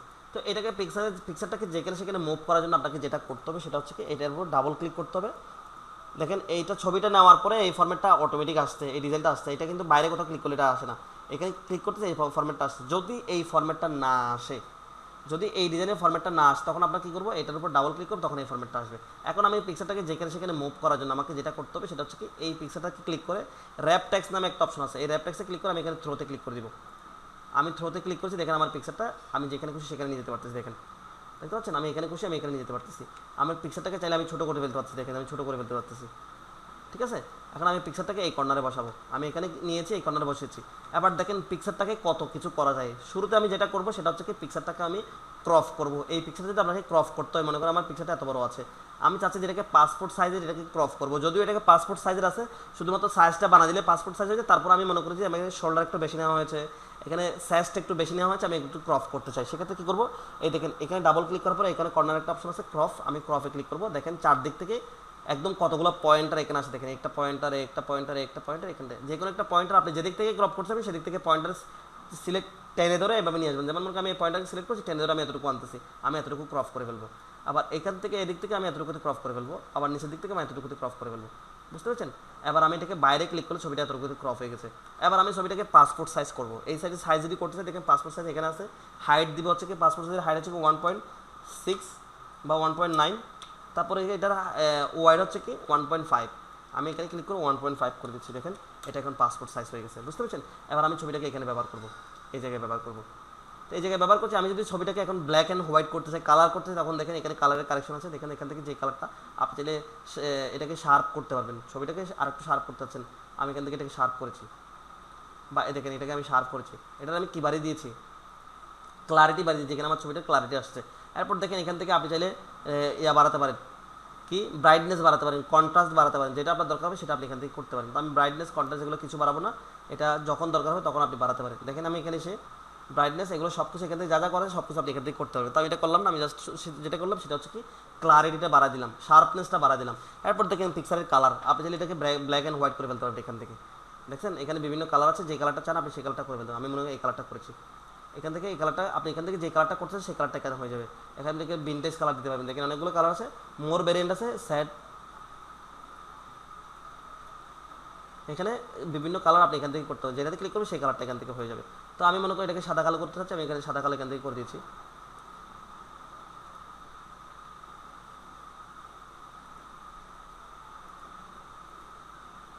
এখান থেকে এগুলোকে আমি তুলে ফেলবো, আন্ডু গেলে আবার আগের মতো চলে যাবে, আগের জায়গায় চলে যাবে। ঠিক আছে, আন্ডু দিয়েছি। এরপর দেখেন সাদা কালো তো এখান থেকে করে ফেলতে পারছি, এটা করলাম। এরপর আমরা যেটা করবো এখানে আর তেমন কিছু নেই, পিক্সেল সাইজটা যদি আপনি কমাতে চান, এটার পিক্সেল সাইজ বেশি, তখন আপনি এখান থেকে কমাতে চাইলে এখান থেকে সাইজ কমা দিতে পারবেন। দেখেন এখানে যে এগুলো যেগুলো আছে এগুলো আপনি এখান থেকে চেঞ্জ করে দিতে পারবেন। এগুলো আমাদের তেমন একটা দরকার হবে না। আমরা করবো চেঞ্জ পিক্সার। এই পিক্সারটা চেঞ্জ করে এই জায়গায় যদি আমি আরেকটা চেঞ্জ পিক্সার আনতে চাই তখন কীভাবে আনবো, চেঞ্জ পিক্সারে ক্লিক করছি, এখান থেকে ডেস্কটপ থেকে আমি এই পিক্সারটাকে সিলেক্ট করে দিয়েছি। মনে করেন আমি এই পিক্সারটাকে সিলেক্ট করছি, ওকে করে দিয়েছি, দেখেন ইনসার্ট করে দিয়েছি, দেখেন ওই পিক্সার জায়গায় এই পিক্সারটা চলে আসছে। বুঝতে পারছেন? ওই পিক্সার জায়গায় এই পিক্সারটা চলে আসছে, আমি আবার আন্ডু দিয়েছি, এই পিক্সারটা আবার আসছে। এরপর দেখেন রিসেট পিক্সার সাইজ, আমি এটাকে রিসেট করে দিলে পিক্সার সাইজটা আবার রিসেট হয়ে যাচ্ছে। এখানে আমি যা যা করবো সেটা রিসেট হয়ে যাবে। আচ্ছা দেখেন এখানে কতগুলো ডিজাইন আছে, দেখেন আমি এটাকে এটাতে ক্লিক করছি, এই কালারটা এই ডিজাইনটা হয়ে যাচ্ছে। এখান থেকে এটাতে ক্লিক করছে, এই ডিজাইনটা হয়ে যাচ্ছে। এটাতে ক্লিক করছে, এই ডিজাইনটা হয়ে যাচ্ছে। এখান থেকে দেখেন আমি এটাতে ক্লিক করলে দেখেন একটা ডিজাইন হয়ে যাচ্ছে, দেখতে পাচ্ছেন এই ডিজাইন হয়ে যাচ্ছে। তো এখানে যা যা ডিজাইন আপনি ক্লিক করবেন সেই ডিজাইনটা এখানে হবে। আপনি এখানে একটা বর্ডার আসছে না, বর্ডারের কালারটা আপনি এখান থেকে চেঞ্জ করে দিতে পারবেন। দেখেন অনেক বড় একটা বর্ডার আসছে। তো এই বর্ডারটাকে আমি সাইজটাকে ছোটো করে ফেলতে পারবো। এখান থেকে দেখেন আমি সাইজটা বর্ডার সাইজটা ছোটো করে দিতে পারতেছি। ঠিক আছে, কিন্তু এখানে একটা ডিজাইন থেকে গেছে, যে ডিজাইনটা আমার দরকার নেই, আমি এটাকে নো করে দিয়েছি। এখান থেকে এসে দেখেন বর্ডারটাকে আমি নো আউটলাইন করে দিয়েছি। এখানে কোনো ধরনের কি নেই, বর্ডার তোলার নেই। এখন বর্ডারটাকে যদি আমি ডিজাইন করতে, দেখেন এখানে একটা বর্ডারগুলোকে আমার ইচ্ছে মতো কাস্টমাইজ করতে পারবো। এখান থেকে আমার মনে করি এই ডিজাইনটা খুব সুন্দর লাগে, আমি এই ডিজাইনটাকে দিয়েছি। এই ছবিটার মধ্যে আমি একটা বর্ডার দিতে চাই, সেক্ষেত্রে দেখেন আমি এখানে বর্ডার দিব, এখানে এই কালারটা আমি বর্ডার দিব। ঠিক আছে, এবার বর্ডার সাইজটা খুব ছোটো বলে এখানে বর্ডারটা দেখা যাচ্ছে না, তখন আমরা বর্ডার সাইজটা এখান থেকে এসে দেখেন এখান থেকে এসে আমি এটাকে বড় করে দিয়েছি। দেখতে পাচ্ছেন কত সুন্দর করে আমার ছবিটা এখানে আসছে। তো এর পরেও এখানে আপনি অনেক কাস্টমাইজ করতে পারবেন। সেটা হচ্ছে কি দেখেন পিক্সারের ইফেক্টস থেকে আপনি এই পিক্সারটাকে বিভিন্নভাবে ইফেক্টস দিতে পারবেন, যেটা আমি এখান থেকে ব্যবহার করছি। দেখেন এটা আছে মনে হয়, দেখেন এটাতে ক্লিক করছি, দেখেন এটা কীরকম হয়ে গেছে। তারপর পিক্সারের ইফেক্ট থেকে এসে আমি পিক্সারটাকে এই পাশে ব্যবহার করি, পিক্সারটাকে এভাবে এই পাশে ব্যবহার করি, তখন আপনাদেরকে এই ইফেক্টটা দেখাতে আমার ইজি হয়ে যাবে। আমি ডাবল ক্লিক করছি, অপশনগুলো আসতেছে। দেখেন এখানে এসে আমি প্রিসেট থেকে এসে এখান থেকে আমি এটাতে ক্লিক করছি, দেখেন এরকম হয়ে যাচ্ছে। প্রিসেট থেকে এসে এখানে এটাতে ক্লিক করছে, এরকম হয়ে যাচ্ছে। এটাতে ক্লিক করলে এরকম হয়ে যাবে, এটাতে ক্লিক করলে এরকম হয়ে যাবে। যেটাতে আমি ক্লিক করবো সেটার মতো হয়ে যাবে। দেখতে পাচ্ছেন, যেটাতে আমি ক্লিক করতেছি সেটার মতো হয়ে যাচ্ছে। দেখেন এটাতে ক্লিক করলে এরকম হয়ে যাচ্ছে, এটাতে ক্লিক করলে এরকম হয়ে যাচ্ছে, এটাতে ক্লিক করলে এরকম হয়ে যাচ্ছে। যেটাতে ক্লিক করবে আপনি যদি কোনো স্টাইলে যদি আপনি না রাখছেন, তখন আপনি এখানে নো প্রিসেটসে ক্লিক করবেন, তাহলে নো প্রিসেটস হয়ে যাবে। আশা করি বুঝতে পেরেছেন। এবার আমি যদি এই পিক্সেল যদি বর্ডার তলা দিতে চাই, সেক্ষেত্রে আমি বর্ডারটা দিব এখান থেকে। যদি এই বর্ডারগুলো আমার পছন্দ না হয়, আমার যদি এই বর্ডারগুলো পছন্দ না হয়, এখান থেকে আমি বর্ডারটা দিব আমার নিজের ইচ্ছে মতো বর্ডার দিতে চাইলে এখান থেকে দেখেন আমি এই বর্ডারটা দিয়েছি, এবং এই বর্ডারটার কালারটা আমি এখান থেকে আমি এটাকে ব্ল্যাক অথবা রেড করে দিতে পারি। আমি রেড করেছি, এবং বর্ডার সাইজটা আমার ইচ্ছে মতো বড়ো ছোটো আমার করতে হচ্ছে, তখন আমি এখান থেকে বড়ো ছোটো করে ফেলতে পারতেছি। ঠিক আছে, এবার দেখেন পিক্সার আর কী কী করা যায়। এই পিক্সারটাকে আমরা ওই যে ট্যাক্সের যে কী করেছিলাম, ইফেক্টস করেছিলাম, এই ট্যাক্স ইফেক্টসের মতো পিক্সারের অনেক ইফেক্টস আছে। সেক্ষেত্রে কীভাবে দেখেন পিক্সার ইফেক্টস থেকে দেখেন এখানে শ্যাডো দেওয়া যাবে, আমি করে দেখাচ্ছি না। রিফ্লেকশন দেওয়া যাবে, আমি পিক্সারটা রিফ্লেকশন দিতে যাচ্ছি, দেখেন পিক্সারের একটা রিফ্লেকশন এদিকে হয়ে গেছে। তাহলে আমি আবার এখানে এসে আমি রিফ্লেকশনটা তুলে ফেলতেছি, নো রিফ্লেকশন করে দিয়েছি। এরপরে এখান থেকে এসে দেখেন রিফ্লেকশন করেছি গ্লো দেখেন, আমি ছবিটার মধ্যে গ্লো দিতে যাচ্ছি চারপাশ থেকে, দেখেন গ্লো চলে আসতেছে। এটা ইফেক্টস যেভাবে করেছি, ট্যাক্স ইফেক্টস যেভাবে করেছি সেভাবে আমি গ্লোটা দিব না, তুলে ফেলতেছি। এরপর দেখেন এখানে কি অপশন আছে, সফট ইডস। ছবিটাকে আপনি সফট করে শুরু করতে চাচ্ছেন চারপাশ থেকে, আপনি এটাতে ক্লিক করেছেন, এটা সফট করে শুরু হচ্ছে না কেন, কারণ আপনার এখানে একটা বর্ডার আছে। আপনি যখন বর্ডারটাকে নো বর্ডার করে দিবেন, নো আউটলাইন করে দিবেন, আবার যখন আপনি এখানে ইফেক্টস থেকে এসে যখন আপনি এটাকে কী করে দিবেন, সফট করে দিবেন, দেখেন চারপাশ থেকে সফট হয়ে শুরু হওয়ার কথা। এখানে আমি অনেক কিছু ব্যবহার করছি জন্য এটা মনে হয় হচ্ছে না। এটাকে রিসেট করে দেখি।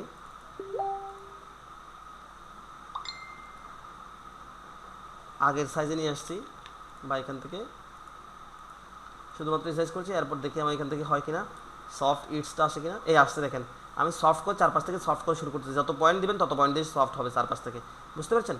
আচ্ছা, তো আমরা আরও কিছু ফাংশানে চলে যাই। এটা আমরা একেবারে এখানে দিব না, এতটুকুতে আমি রাখছি। এরপরে ফাংশন কি করতে হবে, এখন মনে করুন আমি যদি ছবিটাকে কোনো একটা শেপের ভিতর নিতে চাই, একটা শেপের ভিতরে মানে কোনো একটা বৃত্তের ভিতরে নিতে চাই, কোনো একটা ডিজাইনের ভিতরে যদি আমি সেই ছবিটাকে নিয়ে যেতে চাই, তখন আমরা কী করবো, স্যার ক্লাস কয়টায় শেষ? ক্লাস দেখা যাচ্ছে যে 2 ঘন্টা না করলে আমরা ক্লাস শেষ করতে পারবো না, মডিউলটা কখনোই কভার করতে পারবো না।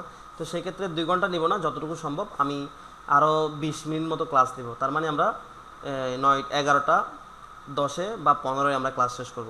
আচ্ছা, 11:30টায় করলে এখানে আমাদের যারা ম্যাডামরা আছেন ওনাদের প্রবলেম হয়ে যায়, ওনারা রান্নাবান্না করে, বাড়ির অনেকগুলো কাজ থাকে, ইভেন আমাকেও রান্নাবান্না করতে হয়, আমিও ব্যাচেলর মানুষ, আমাকে ক্লাস শেষ করে রান্নাবান্না আমাকে করতে হবে। তো এটা সবাইকে একটু খেয়াল রাখতে হবে যাতে সবার প্রবলেম না হয়। আমরা ক্লাসটা তো সেভাবে করবো যাতে কোনোভাবে ডিস্টার্ব না হয় কারো, ঠিক আছে?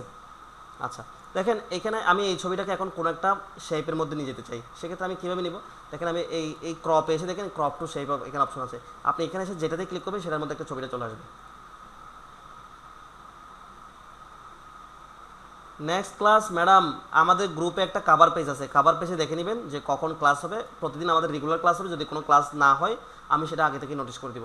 আচ্ছা দেখেন, এই যে ক্রপ টু শেপে এসে আমি যেই শেপটাতে ক্লিক করবেন সেই শেপটাতে আপনার ছবিটা চলে আসবে, যেই শেপে ক্লিক করবেন সেই শেপের মধ্যে আপনার ছবিটা চলে আসবে। আমি এই শেপটাতে ক্লিক করছি, দেখেন আমার ছবিটা এই শেপের মধ্যে চলে আসছে। এখান থেকে এসে আমি যেই শেপে ক্লিক করবো, এখান থেকে যেই শেপটাতে ক্লিক করবো আমার ছবিটা সেই শেপে চলে আসবে। দেখেন তো অনেকগুলো শেপ আছে, এখান থেকে শেপগুলো আপনি যেটা ব্যবহার করতে হবে সেটার মধ্যে আপনার ছবিটা চলে আসবে, ঠিক আছে? তো আমি যদি মনে করেন আমি একটা ফর্মাল একটা শেপে আনতে চাচ্ছি, সেক্ষেত্রে আমি এটাতে ক্লিক করি, দেখেন আমার ছবিটা এইভাবে চলে আসছে। এটার মধ্যে আপনি লাইন কালার দিতে পারবেন, এটার মধ্যে আমি লাইন কালার দিয়েছি, দেখেন এটার মধ্যে লাইনটাকে আমি বড় করে দিচ্ছি, আমি লাইনটাকে দেখেন বড় হয়ে গেছে, ঠিক আছে? দেখতে পাচ্ছেন? তো শেপটাকে যদি আমি চাই যে এইভাবে করবো, এটা শেপ দিয়ে দিব, দেখেন আমার শেপটা ছবিটা কীরকম চলে আসছে, বুঝতে পারছেন? এবার এই যে শেপের তো এখানে সিম্পল কিছু ব্যাপার আছে। আবার দেখেন আমি কী করবো, এখানে একদম ফর্মাল করে ফেলেছি, এই ছবিটাকে আমরা এখানে ব্যবহার করার চেষ্টা করব। দেখেন পত্রিকাতে আমরা দেখেছি ছবিটাকে মাঝখানে ব্যবহার করে, ঠিক আছে? এইভাবে মাঝখানে ব্যবহার করে, উপরে নিচে ব্যবহার করে, দেখা যাচ্ছে যে লিখা চারপাশে আছে, ছবিটা আমার মাঝখানে আছে। আমি যদি চাই যে লিখা চারপাশে থাকবে না, শুধু উপরে এবং নিচে থাকবে, তখন আমরা র্যাপ টেক্সট থেকে এখানে এসে দেখেন টপ অ্যান্ড বটমে যখন আমরা ক্লিক করবো, দেখেন চারপাশ থেকে লিখে না উপরে এবং নিচে আছে। পত্রিকাতে মাঝে মধ্যে এইভাবে আমরা দেখে থাকি। তারপর দেখেন আরও কী করা যায়, আপনি যদি চান যে লেখাটাকে একবার লেখার উপরে রাখতে, মানে ছবিটাকে লেখার উপরে রাখবেন, সেক্ষেত্রে দেখেন কি লেখা আছে, ইন ফ্রন্ট অফ ট্যাক্স, মানে লেখার উপরে ছবিটা নিচে লেখা আছে যেগুলো দেখা যাচ্ছে না। এরকম হলে তো সমস্যা, আমাদের লেখা দেখা যাবে না। সেক্ষেত্রে স্যার শেপে নিয়ে আসার পর কি পিকচারটা কি মিডলে ছোটো বড়ো করতে পারবো? হ্যাঁ পারবেন। তারপর দেখেন এইখান থেকে যদি আমি থ্রো করে টাইট করে দিতে এভাবে করতে পারবো। দেখেন আমি থ্রো করে দিচ্ছি, চারপাশ থেকে এটা আমি টাইট করে দিচ্ছি, দেখেন টাইট করে দিচ্ছি, স্কোয়ার করে দিচ্ছি, টাইট করে দিব, চারপাশ থেকে লেখাগুলো একটু ছবিটার সাথে টাইট করে দেখা যাবে। এরপর আমি যদি চাই যে এই লেখাগুলোর নিচে আমি ছবিটা রাখবো, দেখেন বিহাইন্ড ট্যাক্স করে দিই, দেখেন লেখাটা নিচে ছবিটা চলে আসছে, দেখতে পাচ্ছেন? এবার ছবিটার নিচে চলে আসছে, আমি যখন প্রিন্ট দিতে যাবো লেখার নিচে আমার ছবিটা এভাবে দেখা যাবে। তো এখন কথা হচ্ছে আমি ছবিটাকে আর সিলেক্ট করতে পারছি না, ছবিটাকে আর কোনোভাবে সিলেক্ট করতে পারছি না। তো সেই ক্ষেত্রে আমি আপনাদেরকে বলেছিলাম কিছু ফাংশন আমি রেখে আসছি, এই ফাংশনগুলো আমরা এখন দেখার চেষ্টা করি। এই হোমে লাস্টে এসে দেখেন এই যে এই ফাংশনটা আমরা রেখে আসছিলাম, সিলেক্ট অবজেক্ট, এখান থেকে এসে সিলেক্ট অবজেক্টে ক্লিক করবো, এখন আমার ছবিটা সিলেক্ট হবে। দেখেন ছবিটা সিলেক্ট হয়ে যাতে করে আমি ছবিটা সিলেক্ট করতে পারি না, এখানে ডাবল ক্লিক করেছি, এখন আমি এটাকে থ্রোতে নিয়ে আসতেছি, থ্রোতে করে এখানে মাঝখানে নিয়ে আসতেছি। যদি আপনি ছবিটাকে একটা লাইনের শুরুতেই যদি ছবিটা দিয়ে শুরু করতে চান, যেমন মনে করেন আমি এখানে মাঝখানে ছবিটাকে রেখেছি, আমি চাচ্ছি যে এই প্রথম যে লাইনটা আছে সেই লাইনের শুরুতে ছবিটা দিয়ে শুরু হবে, তারপর লেখা শুরু হবে। এটা যদি আমি করতে দেখেন এখানে ইনলাইন ট্যাক্স আছে, দেখেন এই যে ইনলাইন ট্যাক্স, দেখেন আমি শুরুতে দিয়েছি, ছবিটা দিয়ে লাইনটা শুরু হয়েছে, ছবির পর থেকে লাইন, দেখেন বুঝতে পেরেছেন? এইভাবে আমরা করতে পারবো, আশা করি বুঝতে পেরেছেন। তো ছবির আর তেমন কোনো ব্যবহার নাই, আমরা আশা করি সব ব্যবহার দেখে ফেলছি। এখন আমরা শেপের ব্যবহার দেখবো, শেপগুলো কি 11টা অলরেডি বেজে গেছে, আমি শেপেরটা ব্যবহারটা দেখে ক্লাস শেষ করব। যদিও আমাদের ক্লাস 2 থেকে আমরা ইনকাম দেখার কথা ছিল। ইনকাম আমরা দেখব। ইনকাম দেখার জন্য যে 3টা মার্কেট প্লেস আছে, মার্কেট প্লেসে 3টা টিউটোরিয়াল আছে। আমি টিউটোরিয়ালগুলো দিয়ে দিব। টিউটোরিয়ালগুলো দেখবেন। টিউটোরিয়ালগুলো দেখে কেউ অ্যাকাউন্ট ক্রিয়েট করবেন না। তিনোটাই টিউটোরিয়াল দেখবেন, ভালোভাবে বোঝার চেষ্টা করবেন। পরবর্তী ক্লাসে এটা নিয়ে কোনো প্রশ্ন থাকলে সেই প্রশ্নগুলো আমাকে করবেন, বা এখানে কিছু প্রশ্ন যদি আপনাদের মনে জানা না থাকে সেই প্রশ্নগুলো সব আমি দেখাই দিব। দেন আপনারা ওখানে মার্কেট প্লেসে অ্যাকাউন্ট ক্রিয়েট করবেন। তার মানে আপনারা আজকের ক্লাস থেকে অ্যাকাউন্ট ওখানে ক্রিয়েট করবেন না, টিউটোরিয়াল দিয়ে দিব। টিউটোরিয়ালগুলো দেখবেন। যদি কিছু না বুঝেন অ্যাকাউন্ট ক্রিয়েট করবেন। আমি বারবার বলে দিচ্ছি, এটা খুবই sensitive. if you got banned once, you never create any account once again। বলা হচ্ছে কি, আপনি দেখে এই মার্কেট প্লেসে যে অ্যাকাউন্ট ক্রিয়েট করতে গিয়ে যদি একবার ব্যান হয়ে যান, ওখানে আপনি আর নতুন করে দ্বিতীয়বার অ্যাকাউন্ট ক্রিয়েট করতে পারবেন না। তো সেই ক্ষেত্রে আমি বলবো যে অ্যাকাউন্ট আপনারা কেউ ক্রিয়েট করবেন না। অ্যাকাউন্ট ক্রিয়েট করতে আমার জন্য রেখে দিবেন। কীভাবে ক্রিয়েট করতে আমি বলে দিব, যদিও ওখানে বলেছে, তারপরেও আমি বলবো যে ক্লিয়ার কিছু ইনস্ট্রাকশন ওখানে অভাব আছে। সেই ক্লিয়ার ইনস্ট্রাকশনের জন্য কেউ অ্যাকাউন্ট ক্রিয়েট করবেন না। ওখান থেকে 3টা টিউটোরিয়াল দেখে আপনারা মোটামুটি প্রিপেয়ার হয়ে থাকবেন। পরবর্তী ক্লাসে গিয়ে আমি নিজে দেখাই দিব কীভাবে অ্যাকাউন্ট ক্রিয়েট করতে হয়। তাহলে আমি বারবার বলতেছি যে অ্যাকাউন্ট ক্রিয়েট করে যে একটু বাকনামি করে আগে যাওয়ার চেষ্টা করবে, সে কিন্তু ধরা খেয়ে যাবে। তাহলে ওখানে একবার যদি অ্যাকাউন্ট ব্যান হয়ে যায়, আপনি অ্যাকাউন্ট ক্রিয়েট করতে পারবেন না, আর একজন মানুষ 2টা অ্যাকাউন্ট ক্রিয়েট করতে পারবে না।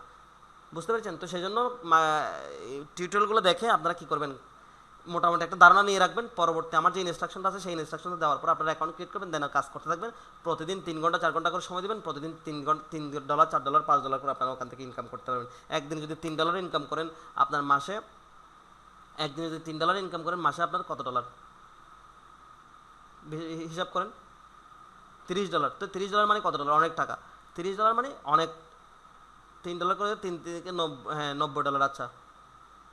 আচ্ছা ঠিক আছে, $90। তো $90 হিসাব করলাম না, আমি $3 করে হিসাব করলে, মনে করেন পার ডে যদি আমি $3 করে ইনকাম করি, $3কে যদি আমি 80 টাকা করে যদি হিসাব করি, তাহলে দেখা যাচ্ছে 3/24 240 টাকা করে। পার ডে যদি 40 টাকা করে ইনকাম করেন, এক মাসে প্রায় 6,000 টাকা, 6,500 টাকা। বুঝতে পেরেছেন? আমি 200 টাকা করে, 250 টাকা করে বাদ দিলাম। শুধুমাত্র আমি ভিডিও লিঙ্ক দিয়ে দিব, গ্রুপে পেয়ে যাবেন, ফেসবুক গ্রুপে পেয়ে যাবেন। তো ওখান থেকে আপনারা ইনকাম করতে পারবেন। পার ডে 3 ঘন্টা করে সময় দিলে 3 ঘন্টা করে আপনার $3 করে আপনারা ইনকাম করতে পারবেন। যদিও কাজগুলো একটু কঠিন। তো শুরু থেকে কোনো স্কিল ছাড়া, কোনো কাজ জানা ছাড়া, কোনো কোয়ালিটি ছাড়া যদি আপনারা পার ডে $3 করে ইনকাম করছেন, এটা কিন্তু কম না। তো সেক্ষেত্রে কারো বিরক্ত লাগতে পারে। যারা বিরক্ত লাগবে কাজটা করবেন না, যাদের বিরক্ত লাগবে তারা করবেন। এটাকে কখনো ক্যারিয়ার হিসেবে নেওয়া যাবে না। যারা মোটামুটি কাজের পাশাপাশি কিছুটা টাকা ইনকাম করতে চান, কাজ শেখার পাশাপাশি এখানে যে কোর্স দিয়ে টাকা দিয়ে কোর্সে ভর্তি হয়েছেন, এই কোর্সের টাকাটা যারা উইথড্র করতে চান, সেক্ষেত্রে আমি বলবো যে এই কাজটা আপনারা করেন। তাহলে আপনাদের নিজেদের একটা কনফিডেন্স আসবে। মার্কেট প্লেস থেকে যে ইনকাম, অনলাইন থেকে যে ইনকাম করা যায়, সেটার একটা কনফিডেন্স আপনাদের আসবে। তাই বলবো যে আপনারা এখানে ছোটো ছোটো কাজগুলো করেন, সমস্যা নেই। একটা মার্কেট প্লেস না, এরকম ছোটো ছোটো 3টা মার্কেট প্লেস দেখাবো। একটা মার্কেট প্লেস নষ্ট হয়ে গেছে, ব্যান হয়ে গেছে, টেনশন করে হাই হতাশ করে 1 দিন 2 দিন না খেয়ে বসে থাকার কোনো দরকার নেই। এই কাজ আমি করবো না, আমাকে দিয়ে এটা হবে না, সেটা নিয়ে হাই হতাশ করে দরকার নেই। এরকম করে আরও 3টা মার্কেট প্লেস দেখবো। তো প্রথমটা যদি করতে না পারেন, তারপরে আবার করতে হাই হতাশ করতে হবে না বলছি বলে আবার দেখেন না যে কালকে থেকে অ্যাকাউন্ট ক্রিয়েট করে বসে থাকবেন। আমি বলতেছি আমার ইনস্ট্রাকশনের জন্য অপেক্ষা করবেন। একদিনে রাতারাতি দিনে কেউ ফ্রিল্যান্সার হয়ে যেতে পারে নাই। বছর সময় দিয়ে 6 মাস 7 মাস ডেডিকেশন দিয়ে, ঘুম না গিয়ে নির্ঘুম রাত, মাসের পর মাস নির্ঘুম রাত কাটিয়ে ফ্রিল্যান্সার হয়েছে। তো দিনে ফ্রিল্যান্সার হয়ে যাওয়ার চেষ্টা করবেন না কেউ। ক্লিয়ার কাট ধারণা না পাওয়া পর্যন্ত করবেন না কেউ, অ্যাকাউন্ট ক্রিয়েট করবেন, আমি বলে দিচ্ছি। এরপর দেখেন, আমি ইনসার্ট থেকে এখানে কিছু ফাংশন বাদ দিয়ে আমি শেপে আসতেছি। বাকি ফাংশনগুলো আমরা পরবর্তী ক্লাসে দেবো। এই শেপে এসে আমাদের কাজ কি?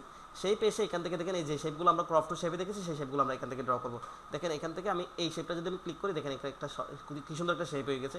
এই শেপটাকে আমরা ইচ্ছে মতো কালার এখান থেকে করতে হবে। দেখেন একটা ডিজাইন আমি এখান থেকে চুজ করেছি, ঠিক আছে। এখান থেকে এসে আমি কালারটাকে এই কালারটা করে দিয়েছি। এখানে একটা লাইন কালার আছে, এই লাইন কালারটা এখান থেকে এসে আমি এটাকে হলুদ করে দিয়েছি। দেখেন হলুদ কালার লাইনটা আমি একটু বড় করে দিচ্ছি। দেখেন দেখতে পাচ্ছেন, একটু বড় করে দিচ্ছি, ইচ্ছে মতো কালার আমি এখানে করেছি, ঠিক আছে। এরপর আমি এখান থেকে ইনসাইডের শেপে গিয়ে আমি আরেকটা শেপ নিচ্ছি। দেখেন আমি এই শেপটা নিচ্ছি, ঠিক আছে। এই শেপটা আমি নিচ্ছি। এটা একরকম, আপনি এটাকে উল্টায় ফেলে দেখবেন যে এটার মতো হয়ে গেছে, ঠিক আছে। আমি চাইলে এটাকে উল্টাইও ফেলতে পারি। তো দেখেন এটার একরকম না, দুইটার কাজ দুই রকম। এই শেপটা যদি আমি একটু লম্বা করে দিই, তখন বুঝবেন যে এটা একরকম না, ঠিক আছে। এটাকে আমি এভাবে নিতে পারতেছি। আচ্ছা, এটাকেও কালার আমরা এখান থেকে ইচ্ছে মতো কালার এখান থেকে করতে পারতেছি। দেখেন কালারটা আমি করেছি, এখান থেকে শেপ ফেলে সেটা কালারটা আমি লাল করে দিচ্ছি। এটার বর্ডারটা এখান থেকে বর্ডারটা আসে, লাইনটা আসে আমি এভাবে এটা করে দিচ্ছি। বর্ডার লাইনের সাইজটা আমি একটু বড় করে দিচ্ছি। দেখেন এটা আমি করে দিচ্ছি, ঠিক আছে। তো যতগুলো শেপ আছে এখান থেকে আপনি ব্যবহার করতে পারবেন। দেখেন আমি এই শেপটাকে ক্লিক করছি, দেখেন এখানে একটা শেপ এরকম হয়ে যাচ্ছে। এটার কালারও আপনি এখান থেকে যে কোনো একটা কালার চুজ করে দিতে পারবেন। দেখেন যে কোনো একটা কালার দিয়েছি, এখান থেকে আউটলাইন এসে আমি যে কোনো একটা আউটলাইন দিয়ে দিচ্ছি। এখানে আমি এই আউটলাইনটা দিয়েছি, ঠিক আছে। তারপর দেখেন আরও শেপ কী কী আছে, অনেকগুলো শেপ আছে। যেই শেপটা আপনার এখানে ড্র করতে ইচ্ছে করে সেই শেপটা আমি এখান থেকে ড্র করতে হবে। দেখেন আমি এই শেপটা ড্র করছি, এটারও কালার আমি এখান থেকে দিতে পারতেছি, দেখতে পাচ্ছেন? এই কালার আমি এখান থেকে এটা দিতে পারতেছি, এটার বর্ডার আমি এখান থেকে সেট করে দিতে পারতেছি। বর্ডারটা দিচ্ছি, বর্ডারের কালারটা আপনি এখান থেকে যেটা দেন সেটা হয়ে যাবে। এটা হচ্ছে এরকম, এটা হয়ে গেছে, ঠিক আছে? বর্ডারের কালার হচ্ছে এখান থেকে, আপনি এখান থেকে বর্ডার কালারটা যেটা দিবেন সেটা হয়ে যাবে, ঠিক আছে? এবার দেখেন আর কি কি করা যায়। এখানে অনেকগুলো শেপ আছে, এইবার প্রত্যেকটা শেপে চাইলে আপনি লিখতে পারবেন। এটাকে আপনি এটার ভিতরে লিখতে চাইলে কীভাবে লিখবেন, রাইট বাটন ক্লিক করবেন, রাইট বাটন ক্লিক করবেন, দেখেন অ্যাড ট্যাক্স নামে অপশন আছে। অ্যাড ট্যাক্সে যখন আপনি যাবেন তখন আপনি এখানে লিখতে পারবেন। দেখেন আমি এখানে লিখতেছি, প্রত্যেকটা শেপে আপনি লিখতে পারবেন। মনে করেন আমি এটাতে লিখতে চাচ্ছি, এটাতে রাইট বাটন ক্লিক করছি, অ্যাড ট্যাক্সে ক্লিক করছি, দেখেন এখানে আমি লিখতে পারতেছি। এবার লিখাগুলোকে সিলেক্ট করে আপনি বড় ছোটো ইচ্ছে মতো যা খুশি ফন্ট চেঞ্জ করতে পারবেন। আমি ফন্ট চেঞ্জ করে এটা করে দিয়েছি, ইচ্ছে মতো বড় ছোটো আপনি সব কিছু করতে পারবেন এবং ইচ্ছে মতো এগুলো কালার চেঞ্জ করতে পারবেন। আপনি এই কালারটা দিয়েছেন, এই কালারটা দিয়েছেন, যেটা দিয়েছেন সেই কালারটা এখান থেকে দিতে পারবেন। এখানে আমি এটা দিচ্ছি, কালারটা হয়ে গেছে। এইটার লিখাটার মধ্যে আপনি যে কালারটা দিচ্ছেন বড় ছোটো করেন, ইচ্ছে মতো বড় ছোটো করেন, কালারটা আমি দিচ্ছি, দেখেন এখান থেকে যে কালারটা আমার দরকার আছে সেই কালারটা আমি করে দিচ্ছি, ঠিক আছে? শেপের ভিতরে আমি লিখতে পারবো। এবার দেখেন আমি এখান থেকে শেপে এসে এই শেপে এসে আমি এখানে একটা বৃত্ত আঁকতেছি। দেখেন একটা বৃত্ত আমি ড্র করেছি। এটার কালারও আমরা এখান থেকে যা খুশি তা দিতে পারবো না, যা খুশি আমি তা দিচ্ছি। এখান থেকে কালারটাকে এসে আমি এখান থেকে এটা একটা বর্ডার দিয়ে দিচ্ছি, ইয়া থেকে আউটলাইন থেকে একটা বর্ডার দিয়ে দিচ্ছি। আমার এই বর্ডারটা আমার সুন্দর লাগতেছে, বর্ডারটাকে সাইজটাকে আমি একটু বড় করে দিচ্ছি। দেখেন এখান থেকে আমি বড় করে দিচ্ছি, ঠিক আছে? বর্ডার দেখেন কি সুন্দর একটা বর্ডার হয়ে গেছে। এবার আমি যদি চাই যে এই বৃত্ত এখানে যে কালারটা দিয়েছি এই কালারের মধ্যে আমি কালার না দিয়ে আমি নিজের ছবি ব্যবহার করতে পারবো। দেখেন কীভাবে, সেই ফিলে এসে এখানে দেখেন পিকচার নামে একটা অপশন আছে, এই পিকচার আমি ক্লিক করছি। দেখেন এখান থেকে আমি এই পিকচারটা সিলেক্ট করে দিয়েছি। এখানে পিকচারটা ডাবল ক্লিক করলে দেখেন এই বর্ডারের মধ্যে আমার ছবিটা চলে আসছে, দেখতে পাচ্ছেন? আপনি চাইলে এটার মধ্যে আপনার ছবি নিয়ে আসতে পারবেন। তো এখানে যে কালারটা আছে সেই ফিলের কালারের মধ্যে আপনি এখানে গেছেন পিকচারে গিয়ে আপনি এই ছবিটাকে সিলেক্ট করে দিয়েছেন। দেখেন একটা ছবি এখানে চলে আসছে, বুঝতে পারছেন? একটা ছবি এখানে চলে আসছে। আপনি চাইলে এখানে সিলেক্ট ছবি দিতে পারেন। আগে ডাবল ক্লিক করেছি, এখানে সেই ফিলে আসছে, পিকচারে ক্লিক করছি, এখান থেকে যে পিকচারটা আমার দরকার হবে আমি সেই পিকচারটা এখান থেকে সিলেক্ট করে দিচ্ছি।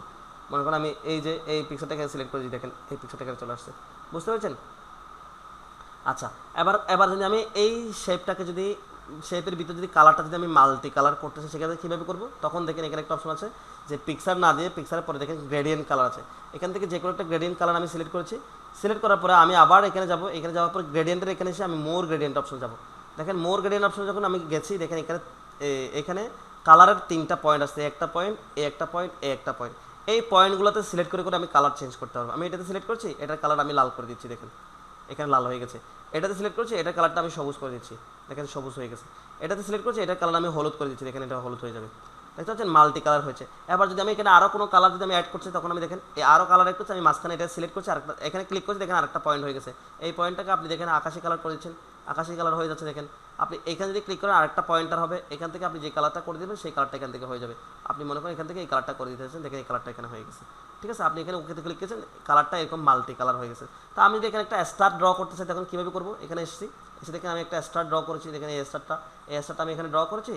স্টারের কালারটা আমি এখান থেকে গ্রেডিয়েন্ট কালার থেকে গিয়ে আমি কালারটা করতে যাচ্ছি। সেক্ষেত্রে দেখেন আমি স্টার কালারটা কীভাবে করবো? সেই পেয়ে গ্রেডিয়েন্ট কালার এসে আমি আবার মোর কালার আসছি, মোর গ্রেডিয়েন্ট আসছি, এখান থেকে এই কালারটাকে আমি লাল করে সিলেক্ট করেছি, দেখেন লাল, দেখেন মাঝখানে লাল হয়ে গেছে। এই কালারটা এখান থেকে আমি সবুজ করেছি, দেখেন এটা সবুজ হয়ে গেছে। এই কালারটা এখান থেকে এসে আমি এটাকে হলুদ করে দিচ্ছি, দেখেন এটা হলুদ হয়ে গেছে, দেখতে পাচ্ছেন? অথবা আমি এই কালারটা এসে আবার এখানে লাল করে দিলাম, দেখেন আমার লালটা এভাবে শুরু হয়েছে। তো এখানে এগুলো চাইলে আপনি কম বেশি করতে পারবেন, দেখেন লালের সাইজটা কম বেশি করতে পারবেন, এটাকে এখানে নিয়ে আসতে পারবেন। দেখেন লালটা মাঝখানে আপনি গাঢ় করে দিয়েছেন, এখানে আর যদি কালার অ্যাড করছেন তখন আরেকটা ক্লিক করবে আর কালার অ্যাড হয়ে যাবে, বুঝতে পেরেছেন? আচ্ছা, এবার দেখেন আমরা এখানে কালার অ্যাড করতে পেরেছি, ছবি অ্যাড করতে পেরেছি, তারপর হচ্ছে কি ছবি অ্যাড করতে পেরেছি, কালার করছি, মাল্টি কালার আমরা করে ফেলছি। এবার দেখেন এখানে আমি 3টা শেপকে একসাথে করেছি, এই 3টা শেপকে একসাথে আমি করেছি। 3টা শেপকে যখন আমি একসাথে করেছি দেখেন তো আমার ছবিটা নিচে চলে গেছে না, মাঝখানে চলে গেছে না আমার ছবিটা। আপনি যদি এই ছবিটাকে উপরে আনতে চান, সবার উপরে স্টারের উপরে এই শেপের উপরে যদি আনতে চান তখন কীভাবে আনবেন? তখন আপনি এই শেপটাকে সিলেক্ট করবেন, এটার উপর রাইট বাটন ক্লিক করবেন, দেখেন ব্রিং টু ফ্রন্ট অপশন আছে, এখানে আমি ক্লিক করছি, ছবিটা উপরে চলে আসছে, সবার উপরে চলে আসছে, দেখতে পাচ্ছেন? ছবিটা সবার উপরে চলে আসছে। আপনি যদি আবার চান যে না এই নিচেটাকে সবার উপর আনবেন তখন আপনি এটাকে ব্রিং টু ফ্রন্টে ক্লিক করবেন, সবার উপরে চলে আসছে, ঠিক আছে? আবার মনে করেন যে না আপনি এটা সবার উপরে আনবো না, এটা সবার নিচে থাকবে, এটাকে সবার নিচে থাকবে, সেক্ষেত্রে আপনি আবার রাইট বাটন ক্লিক করে দেখেন স্যান্ড টু ব্যাকে ক্লিক করে সবার নিচে চলে যাবে, এটা বুঝতে পেরেছেন? আবার যদি আপনি চান যে স্টারটাকে উপরে আনবেন সেক্ষেত্রে দেখেন, অথবা আপনি এটাকে মাঝখানে নিয়ে যেতে চান, এই আমার ছবিটাকে 3টার মাঝখানে যেতেন, সেক্ষেত্রে আপনি এখানে করবেন কি এই যে ব্রিং ফ্রন্ট যেটা আছে অথবা স্যান্ড টু ব্যাক যেটা আছে সেটাকে আপনি করবেন স্যান্ড ব্যাকওয়ার্ড, একটার নিচে যাবে। স্যান্ড টু ব্যাক মানে সবগুলোর নিচে, স্যাং ব্যাকওয়ার্ড মানে একটার নিচে, আমি এখানে ক্লিক করছি একটার নিচে চলে যাবে, দেখছেন একটা নিচে চলে গেছে, আশা করি বুঝতে পেরেছেন।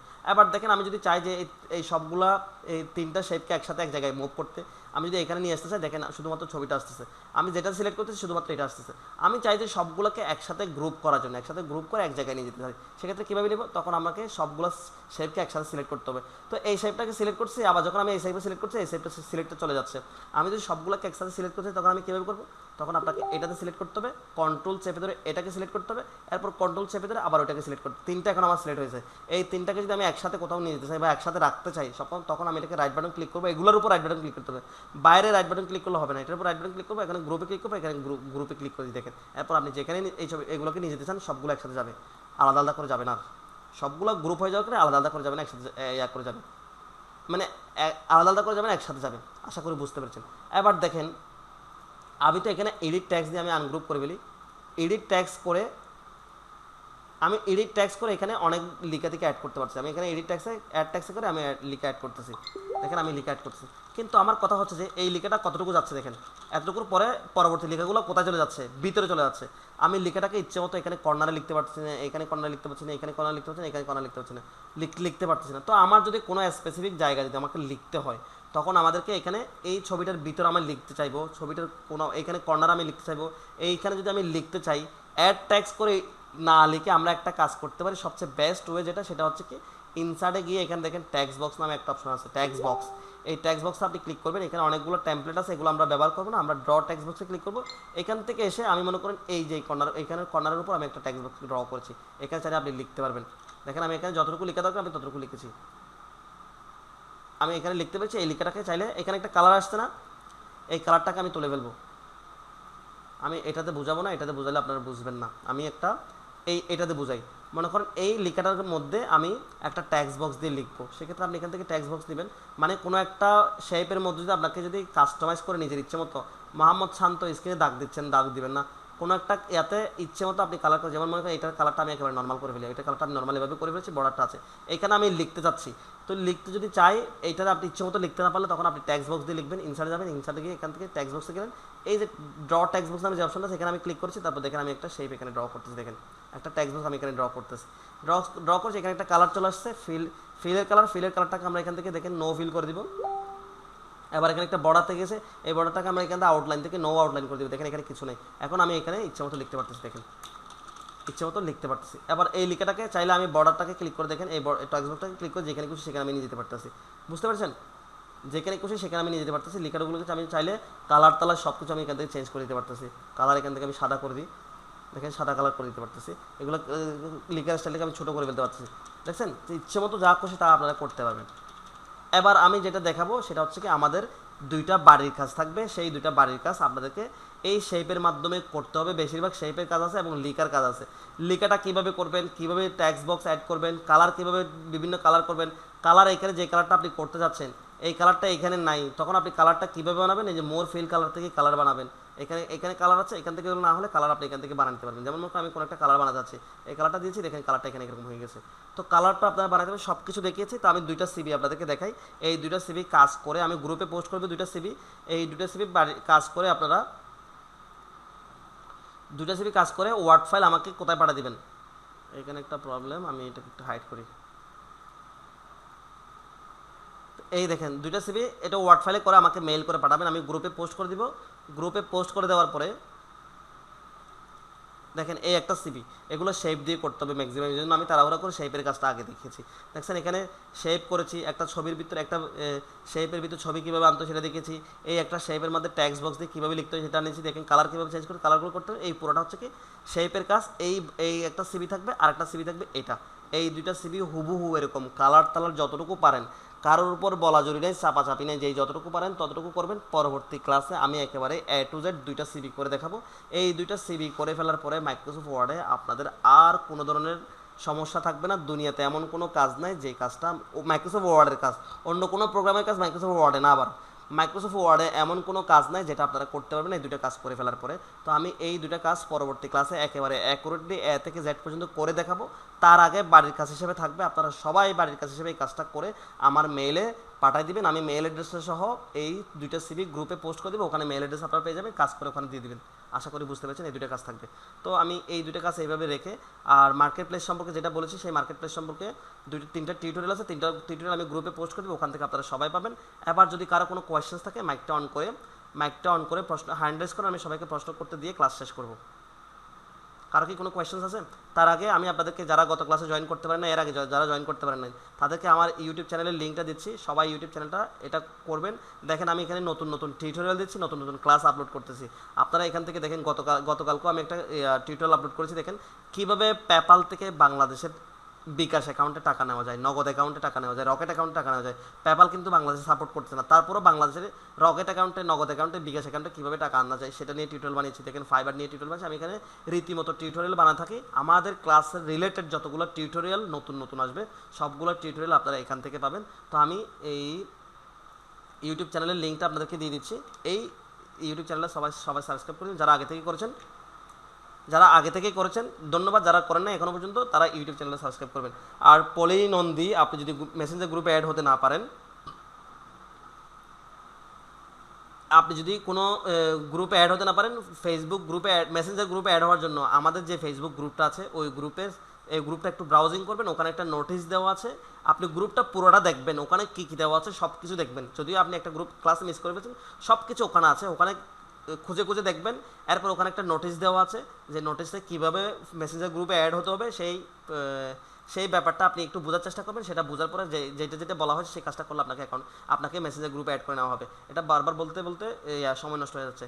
এত সুন্দর করে ব্রিফ দিয়েছেন যে আজকালের মতো কিছু নাই, এখন উচিত হবে টিউটোরিয়ালগুলো দেখে প্র্যাকটিস করা। ওকে, টিউটোরিয়ালগুলো দেখে প্র্যাকটিস করার চেষ্টা করবেন। আচ্ছা, আমি 4টা হ্যান্ডেজ দেখতে পাচ্ছি। 4টা হ্যান্ডেজ আমি প্রথম দেখতে পাচ্ছি রিয়াজুল ইসলাম। মাইকটা অন করে তাড়াতাড়ি বলেন আপনার কী প্রশ্ন আছে। রিয়াজুল ইসলাম শুনতে পাচ্ছেন? আচ্ছা, এখানে আমি মাইক তো করে রেখেছি। এবার মাইক অন করে বলতে পারবেন। রিয়াজুল ইসলাম, মাইক অন করে বলেন আপনার কী প্রশ্ন আছে। মোহাম্মদ রিয়াজুল ইসলাম, কি রিয়াজুল ইসলাম নাকি রেজু ইসলাম? সরি, রেজু ইসলাম। আসসালামু আলাইকুম স্যার, জি, রেজু ওয়ালাইকুম ইসলাম আসসালাম। জি বলছিলাম। জি, রেজু ইসলাম বলেন স্যার, আপনার কী প্রশ্ন আছে। স্যার আমাদের তো মেয়াদ 1 মাস ট্রেনিং নাকি স্যার?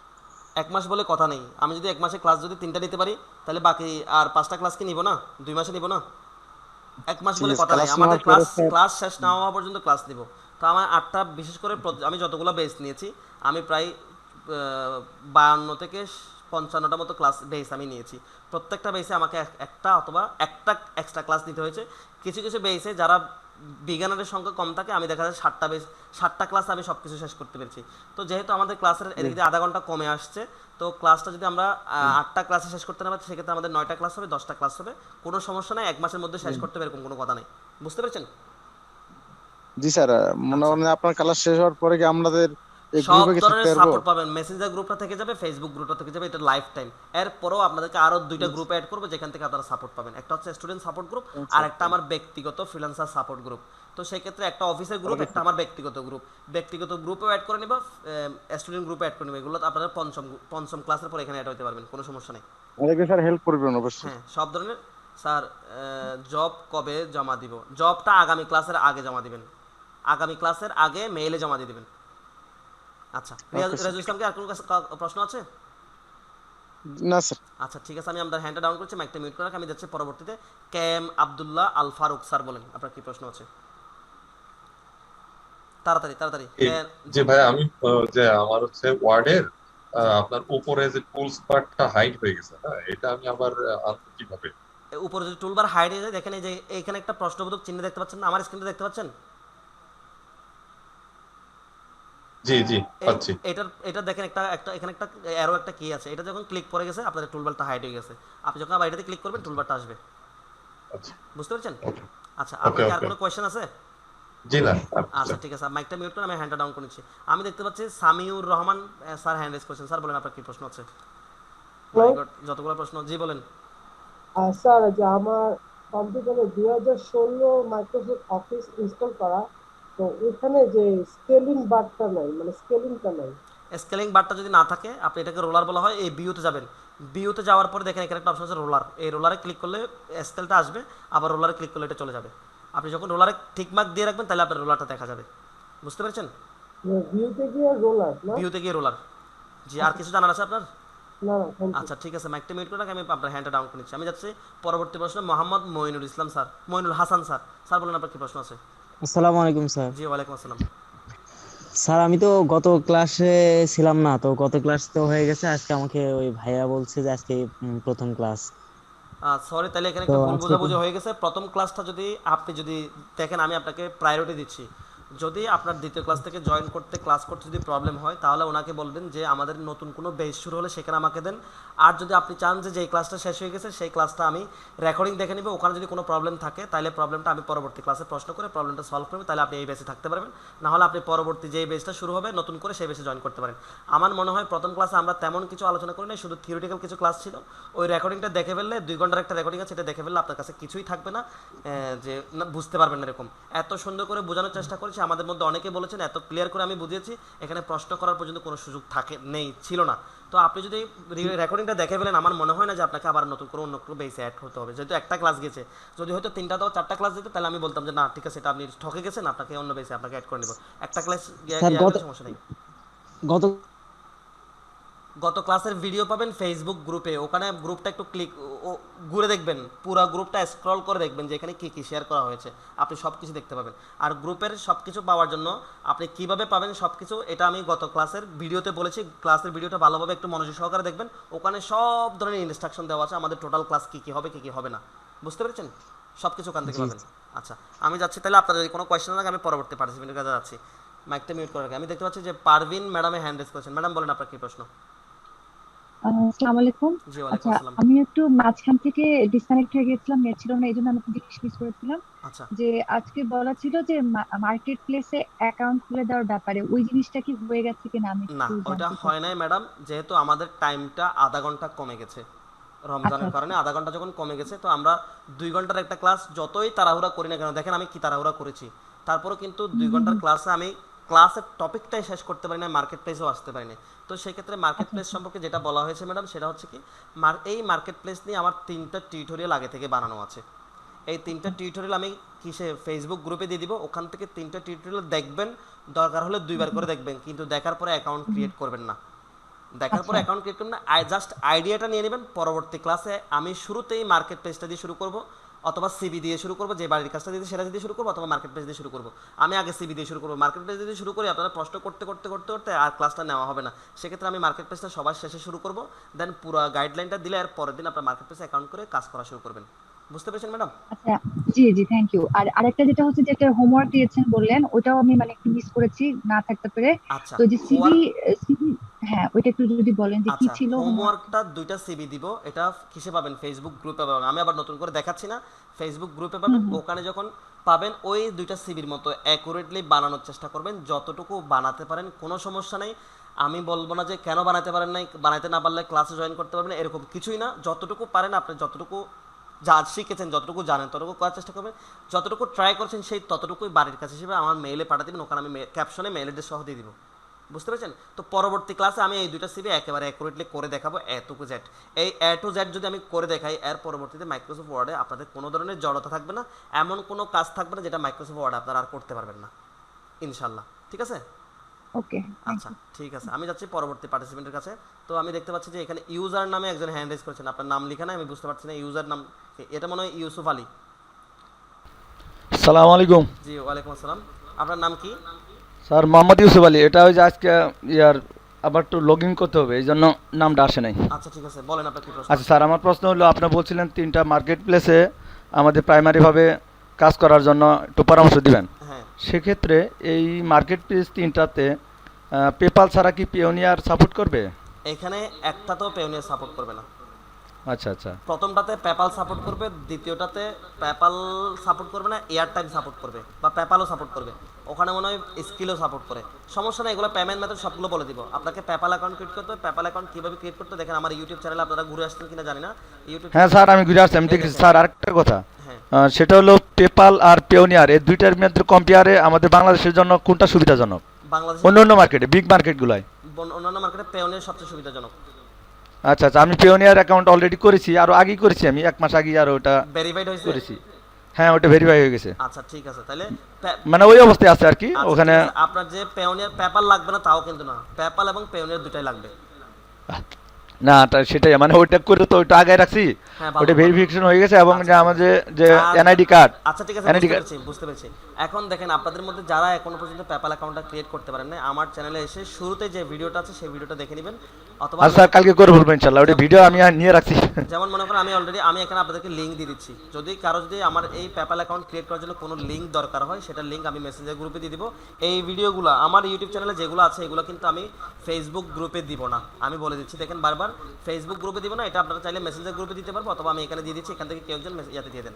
স্যার আপনি ইউটিউব থেকে আমি দেখে নিয়েছি কিভাবে অ্যাকাউন্ট তৈরি করতে হয় বুঝতে পেপাল। পেরেছি।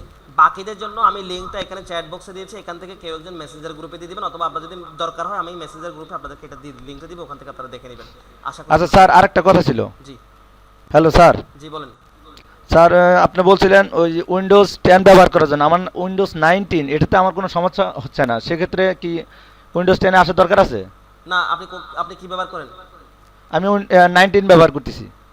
না সমস্যা নাই, 90 দিয়ে কাজ করতে পারেন, এটা তো আরো আপডেট, যদি ব্যবহার করতে হ্যাঁ পারেন হ্যাঁ, যদি বলেন। আমি এটা বুঝি এবং এটাতে কাজ করতে পারছি। ঠিক আছে করেন, কোনো সমস্যা নাই, এটা দিয়ে করতে হবে, এটা করে কোনো কথা নাই। আচ্ছা ঠিক আছে, ঠিক আছে। আসসালামু আলাইকুম। আর কি কারো কোনো কোয়েশ্চেনস আমি দেখতে পাচ্ছি না, তাহলে কোয়েশ্চেন যদি না থাকে আমরা ক্লাসটা এখানে শেষ করি। সবাই ভালো থাকবেন, সুস্থ থাকবেন। যা যা বলেছি আজকে সব কিছু আমি একটু পরে দিয়ে দেবো, ক্লাসের রেকর্ডিং সহ ক্লাসের টিউটোরিয়াল সহ সব কিছু একটু পরে দিয়ে দেবো, ওখান থেকে সব কিছু আপনারা দেখে নিতে পারবেন। ঠিক আছে, তাহলে ক্লাসটা এখানে রাখি। সবাই ভালো থাকবেন, সুস্থ থাকবেন, সবাই সবার জন্য একটু দোয়া করবেন রমজান মাসে। আসসালামু আলাইকুম রহমতুল্লাহ। অ্যাকাউন্ট এখন ক্রিয়েট করতে হবে না, যখন খুশি তখন করতে পারবেন, যখন টাকা উইথড্র করতে হবে তখন করতে পারবেন। স্যার